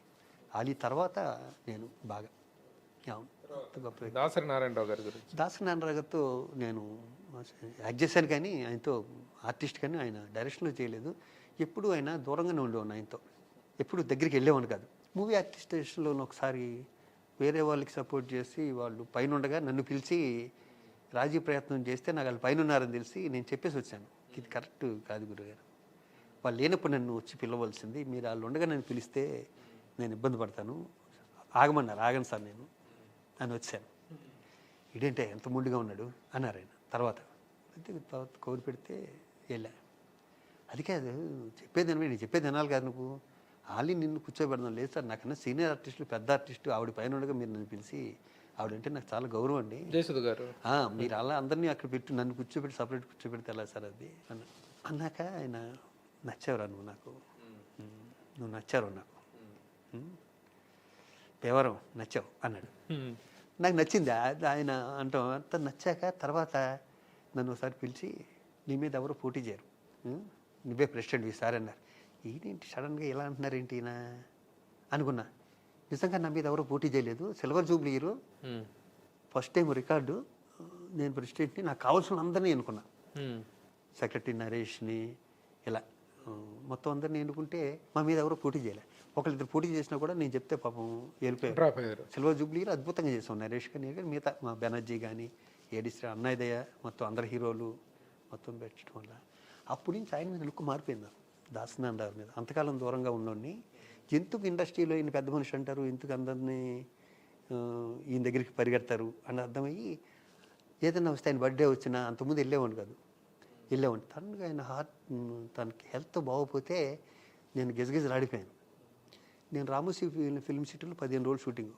ప్రతిరోజు సికింద్రాబాద్ కిమ్స్లో ఆయన ఉండేవారు. ఆయన పడుకున్నా కూడా అద్దం దగ్గరికి వెళ్ళి ఆయన చూసేసి నేను వెళ్ళిపోయాను. ఏ రోజు మిస్ అవ్వలేదు. ప్రతిరోజు వెళ్ళి అద్దంలో చూస్తే ఒక్కోసారి ఇలా అనేవారు. అలా తిరిగి వెళ్ళి లోపలికి వెళ్ళి రూమ్లోకి వెళ్తే ఇలానే సైజ్ చేసి ప్రతిరోజు కలిసాను. లాస్ట్కి ఇంకా నా వల్ల కాక కొంతమంది మా ఆర్టిస్టులకి బైక్స్ అయ్యి ఇద్దాం అనుకుని ముందు రోజు వికలాంగులు కాదు, మామూలు బైక్స్ ఇప్పుడు కూడా నీకు రోడ్ల మీద కనిపిస్తుంటాయి. ఒక 7-8 మంది బైక్స్ మా నాయుడికి వాళ్ళందరికీ చాలామందికి. ఆయన దగ్గరికి వెళ్ళి నా గురించి ఓపిక తెచ్చుకోండి గురుగారు, ఒక 6 మందికి మీ చేతుల మీదుగా స్కూటర్ కీసు అంటే ఎంత ఆనందపడిపోయాడు పాపం. ఇవి ఉన్నాయి మాస్క్ ఉన్నాయి, చెయ్యి పట్టుకుని వదల్లా ఇలాగ చాలాసేపు ఒక 1/2 అవర్ అలా పట్టుకుంటున్నాడు. మాట్లాడటానికి లేవు. పైగా నేను ప్రతిరోజు వెళ్తున్నాను. 15 రోజులు 20 రోజులు నుంచాను. ఆ కళ్ళల్లో గ్లిటరింగ్ తెలిసి ఫస్ట్ టైం ఆయన కాళ్ళకి దండం పెట్టి వచ్చేసాను. వచ్చాక మన్నాడు వీళ్ళందరినీ కొంతమందిని తీసుకుని వెళ్ళి నా గురించి ఆయన వీల్ చైర్లో కూర్చుని ఆ రూము నుంచి బయటకు వచ్చి ఆ క్యారిడర్ ఉంటుంది, పెద్ద క్యారిడర్. నేను వస్తాను జిల్లా కూర్చుని ఇలా అన్నాడు. ఇలా వెళ్ళి ఆయన పక్కన మోకాల మీద కూర్చొని, సార్ వీళ్ళందరూ మీ సినిమాలో చేసిన వాళ్ళేనండి, వీళ్ళు ఎవరికి వెహికల్స్ లేవండి, ఈ వెహికల్స్ కన్నా కూడా మీ చేతి మీద వాళ్ళు తీసుకుంటే నాకు కాన్ఫిడెన్స్ లెవెల్స్ పెరుగుతాయి అని తీసుకొచ్చాను సార్ అంటే నన్ను పీక పట్టుకుని మెల్లిగా దగ్గర వెళ్ళాలని అందరికీ బ్యాట్స్ ఇచ్చాడు. నా జీవితంలో మర్చిపోలేని ఆయనతో పెద్ద ఆయనతో ఒక ఇన్సిడెంట్ అది. శివాజీ అంటే శ్రీకాంత్, శ్రీకాంత్ అంటే శివాజీ. సినిమా ఇండస్ట్రీ మీ ఇద్దరిది ఒక ఆదర్శమైనటువంటి బావమర్దుల స్నేహం, ప్రాణ స్నేహితులు ఇద్దరు. చెప్పు. అదే ఇలాగ ఉండవు. ఇందాక చెప్పాను కదా మా ఇద్దరిది. ఆ వైజాగ్ నుంచి తీసుకొచ్చి అది 3 రోజుల తర్వాత నాకు అంటగట్టేసి 2 గ్లాసులు మంచినీళ్ళు తాగి మీరు చేసిన పని ఎలా ఉండు శ్రీకాంత్ తోటి? ఎలా స్టార్ట్ అయింది మీ ఇద్దరి? ఎప్పుడు స్టార్ట్? కోటరంకృష్ణ గారు మామూలుగా నాకు ఒక 5 ఏళ్ళు 6 ఏళ్ళు జూనియర్ మా బావ. నేను అప్పటికే హీరోగా చేస్తున్నా, అప్పటికి చాలా బిజీగా ఉన్నాను. తను పరిచయం వాడికి బిజీ. తను చిన్న వీళ్ళందరూ కలిసి మన గోపాల్ రెడ్డి గారి సినిమాకి మద్రాసు వచ్చినట్టున్నాడు. ఏదో 3 హీరోలు 4 హీరోలు. ఫస్ట్ మాట్లాడుకోవటం అయితే ఆంధ్ర క్లబ్. తనకి నాకు స్కూటర్ ఉండేది, తనకి అప్పుడు యమహా బైక్లో ఏదో ఉండేది కదా, అదేదో ఉండేది. దాని మీద తిరుగుతుండేవాళ్ళం. కరెక్ట్గా ఆ క్షణంలో పరిచయం అయిందని ఇద్దరు బాగా దగ్గర అయింది మాత్రం రామచంద్రాపురంలో కోటరంకృష్ణ గారి సినిమా పెళ్ళాం చూతే వినాలి. మేము 3 బ్రదర్స్ పెళ్ళాం చూతే వినాలి. ఆ సినిమాకి మీ ఇద్దరు ఒక రూమ్. అప్పటి నుంచి క్లోజ్ ఫ్రెండ్స్. తనేనా your best friend in the industry అంటే చెప్పేది తనేనా? శ్రీకాంత్. తనని మూవీ ఆర్టిస్ట్ అసోసియేషన్ యాక్టివిటీ లాగింది కూడా మీరేగా? నేను. ఆ పాప నాదే. పాపం. శివాజీ ఏమనిపిస్తుంది 37 సంవత్సరాల ఈ లైఫ్ మొత్తాన్ని ఒకసారి అనలైజ్ చేసుకుంటే? How much you are blessed and how good you are running the career అనిపిస్తుంది? చాలా చాలా తృప్తిగా ఉంది. దానికన్నా కూడా కొన్ని నేను ఏమేం చేద్దాం అనుకున్నాను 1-2 తప్పితే మొత్తం అన్నీ చేసేసినాయి మొత్తం అంతా. ఇప్పుడు ప్రజెంట్ యాక్టివిటీ ఏంటి? సినిమాలో వేరేదే ఉంది. ఏం చేస్తున్నారు? ఈ మధ్య చేయలేదు క్యారెక్టర్. ఈ మధ్య చేయలేదు. నిన్న ఉండగా అడ్వాన్స్ వెళ్ళదు. అయ్యే సినిమాలు అయ్యా ఉంటాయి. అవును. నా సినిమాలు ఇప్పుడు నేను హీరోగా పరిచయం చేశారు కదా, ఏంటి ఎలా ఉందా? జరుగుతుంది. సక్సెస్ కావాలి ఇక్కడ. ఆ ప్రాసెస్ జరుగుతూనే ఉంటుంది మామూలు. ఇండస్ట్రీలో కూడా ఇప్పుడు దీంట్లో కాకపోయినా మూవీ ఆర్టిస్ట్ అసోసియేషన్ కాకపోయినా FNCC క్లబ్ వైస్ ప్రెసిడెంట్ మీరు. అవును. చాలా అత్యధికమైన మెజార్టీతో గెలిచారు. Again you will be the vice president of the. అది పెద్దలు. ఆ యాక్టివిటీ బాగా హ్యాపీగా అనిపిస్తుందా? కోవిడ్ వల్ల పెద్ద అంతా కనెక్ట్ అయ్యాం కదా. లాస్ట్ నేనైతే 7-8 నెలల నుంచే కొంచెం హుషారుగా ఉన్నాం. ఈ కోవిడ్ వల్ల అంతకుముందు ఎవరో పెద్ద దాంట్లో చేయడానికి కూడా ఏం లేదు. 1.5 year ఓవరాల్గా 37 years ఆఫ్ కెరీర్ గురించి శివాజీ రాజా ప్రాస్పెరిటీ గురించి ఏం చెప్తారు? ఒకసారి మీ లైఫ్ సమీక్షించుకుంటే ఏమనిపిస్తుంది? ఇండస్ట్రీ నాకు బోల్డ్ అంత ఇచ్చింది. ఇండస్ట్రీకి నేను 5% ఇచ్చాను, ఇంకా చాలా ఇవ్వాలి. సో ఇచ్చే ఇదిలో ఉన్నారు, ఆ మైండ్ అయితే ఉంది. హౌ మచ్ ఈజ్ పాసిబుల్ అనేటువంటి అది అయిపోయేది. బోల్డ్ అంత ఇవ్వాలన్నది అయిపోయేది. ఆ ఓల్డ్ ఏజ్ హోమ్ అదన్నీ కట్టుంటే, ఆఫీస్ కట్టుంటే అయిపోయేది. ఇక్కడ దరిద్రం ఏంటంటే ఏమీ లేని నాలాంటికి ఏదో చేయాలనిపిస్తుంది. బోల్డ్ ఉంది ఇక్కడ, బోల్డ్ అంత మంది దగ్గర వాళ్ళ పేరు కలకాలం ఉండిపోద్ది. వాళ్ళు చేస్తే ఉండి కూడా చేయరు కొంతమంది. గొప్ప విషయం, నిజం చెప్పారు. అంటే దరిద్రం అనేటువంటిది అంతే. కొంతమందికి మనసులో అవును, ఉండిపోద్ది, చాలా మందికి మనసులో ఉంటుంది. జేబులో దరిద్రం ఉన్న వాళ్ళు కానీ మనసులో చాలా గొప్పగా వాళ్ళకి ప్రభు వాళ్ళకి వచ్చిన ఆపర్చునిటీ నుంచి అడగొట్టుకుంటున్నారు తప్పితే, కొంతమంది ప్రెసిడెంట్లు చూడిపోని చుట్టుపక్కల ఎటు చూసినా వాళ్ళ బిల్డింగ్లే కనిపిస్తాయి. ఎటు చూసినా నేను ఇవ్వాలంటే అక్కడ ఒక అపార్ట్మెంట్ ఇవ్వాలి దానికి కదా. ఆ సాక్రిఫైస్ నేను చేయలేను కదా. వందల వేల ఎకరాలు, కొన్ని వందల వేల అపార్ట్మెంట్లు, కొన్ని వందల కోట్లు, కొన్ని అలా నిలిచిపోద్ది కదా పేరు. ఊడి గడితే ఊడిస్తే సరిపోద్ది. అది రక్తంలో ఉండాలి, అది చేసే గుణం ఉండాలి తప్పితే. ఇప్పుడు నేను ఒక పని చేశాను ఒకసారి. చిరంజీవి గారు ఒకసారి ఫోన్ చేస్తే వెళ్ళా నేను, శ్రీరమయ్యలో వెళ్తే, శివాజీ రాత్రి మా మిస్సెస్ టీవీ చూస్తుంటే గుండె హనుమంతరావుది ఆలీతో సరదాగా ఏదో ప్రోగ్రాంలో అతను ఒంట్లో బాగాలేదన్నాడు, ఏదో కిడ్నీ ఏదో ప్రాబ్లం అన్నాడు, ఫైనాన్షియల్గా ఎలా ఉందో మరి నీకు అయితే బాగా తెలుస్తుంది, ఈ 2 లక్షలు చెక్ ఇచ్చే, అలాగే పొట్టివీరయ్య కూడా ఏదో బాగాలేదనుకుంటా, పొట్టివీరయ్య కూడా ఈ 2 లక్షలు చెక్ ఇచ్చే అన్నాడు చిరంజీవి గారు. వెళ్తుంటే శివాజీ ఇది చెప్పకు ఎక్కడ అన్నాడు. చెప్తాను సార్ అని చెప్పి వెళ్ళిపోయి సంతోష్ సురేష్గా వరకు ఇలా అన్నయ్య 2 లక్షలు ఇచ్చారు వాళ్ళకి అన్న. వాళ్ళు పేపర్లు వేశారు. నేను చెప్పకపోతే గుండె హనుమంతరావు కానీ గుండె హనుమంతరావుగా 2 లక్షలే వచ్చాయి. అన్న ఇచ్చిన 2 లక్షలే. నేను చవటం వల్ల ఆస్ట్రేలియా నుంచి 1 లక్ష రూపాయలు పంపించాడు. అది ప్రెస్లో వచ్చి 14 లక్షలు కలెక్ట్ అయింది. బా, నేను అన్నయ్య మాట కూడా కాదంటాను. ఎప్పుడు కాదంటాను? ఇలాంటప్పుడు కాదంట. అది దానివల్ల ఎవరికి హెల్ప్ అయింది? అన్న ఏంటి ఏదో 2 లక్షలు చెప్పుకుంటా అనుకుంటారు, చెప్పొద్దు. ఆయన చాలా చెప్పరు. ఆయన ఉద్దేశం ఏంటి, చెప్పు ఎవరికైనా ఇచ్చే అన్నారు. నేను చెప్పటం వల్ల ఏంటంటే నాకు మూవీ ఆర్టిస్టుల అనుభవం ఏదైనా చేస్తే 10 మంది చెప్తే ఇంకొకరు కూడా హెల్ప్ చేస్తారు. హనుమంతరావుకి అతని అకౌంట్లో 14 లక్షలు పడింది. నాకు హనుమంతరావు చెప్పాడు విషయం. మాకెన్ని అనుభవాలు అట్లా చిరంజీవి గారితో. ఎంతో మంది పాత్రికేయులకు, జర్నలిస్టులకు ఎంతో మందికి హెల్ప్ చేసి నా ద్వారానే నేనే తీసుకెళ్ళి ఇచ్చిన డబ్బులు కానీ నా ద్వారా జరిగినట్టు వింటూ ఉన్నాయి. సార్ బయట చెప్తా ఉండేది, వద్దు నో నారాయణ గారు ఏంటంటే సార్ ఈ ఇండస్ట్రీలో మంచి వాళ్ళు కూడా ఉంటారు సార్. Okay, very good.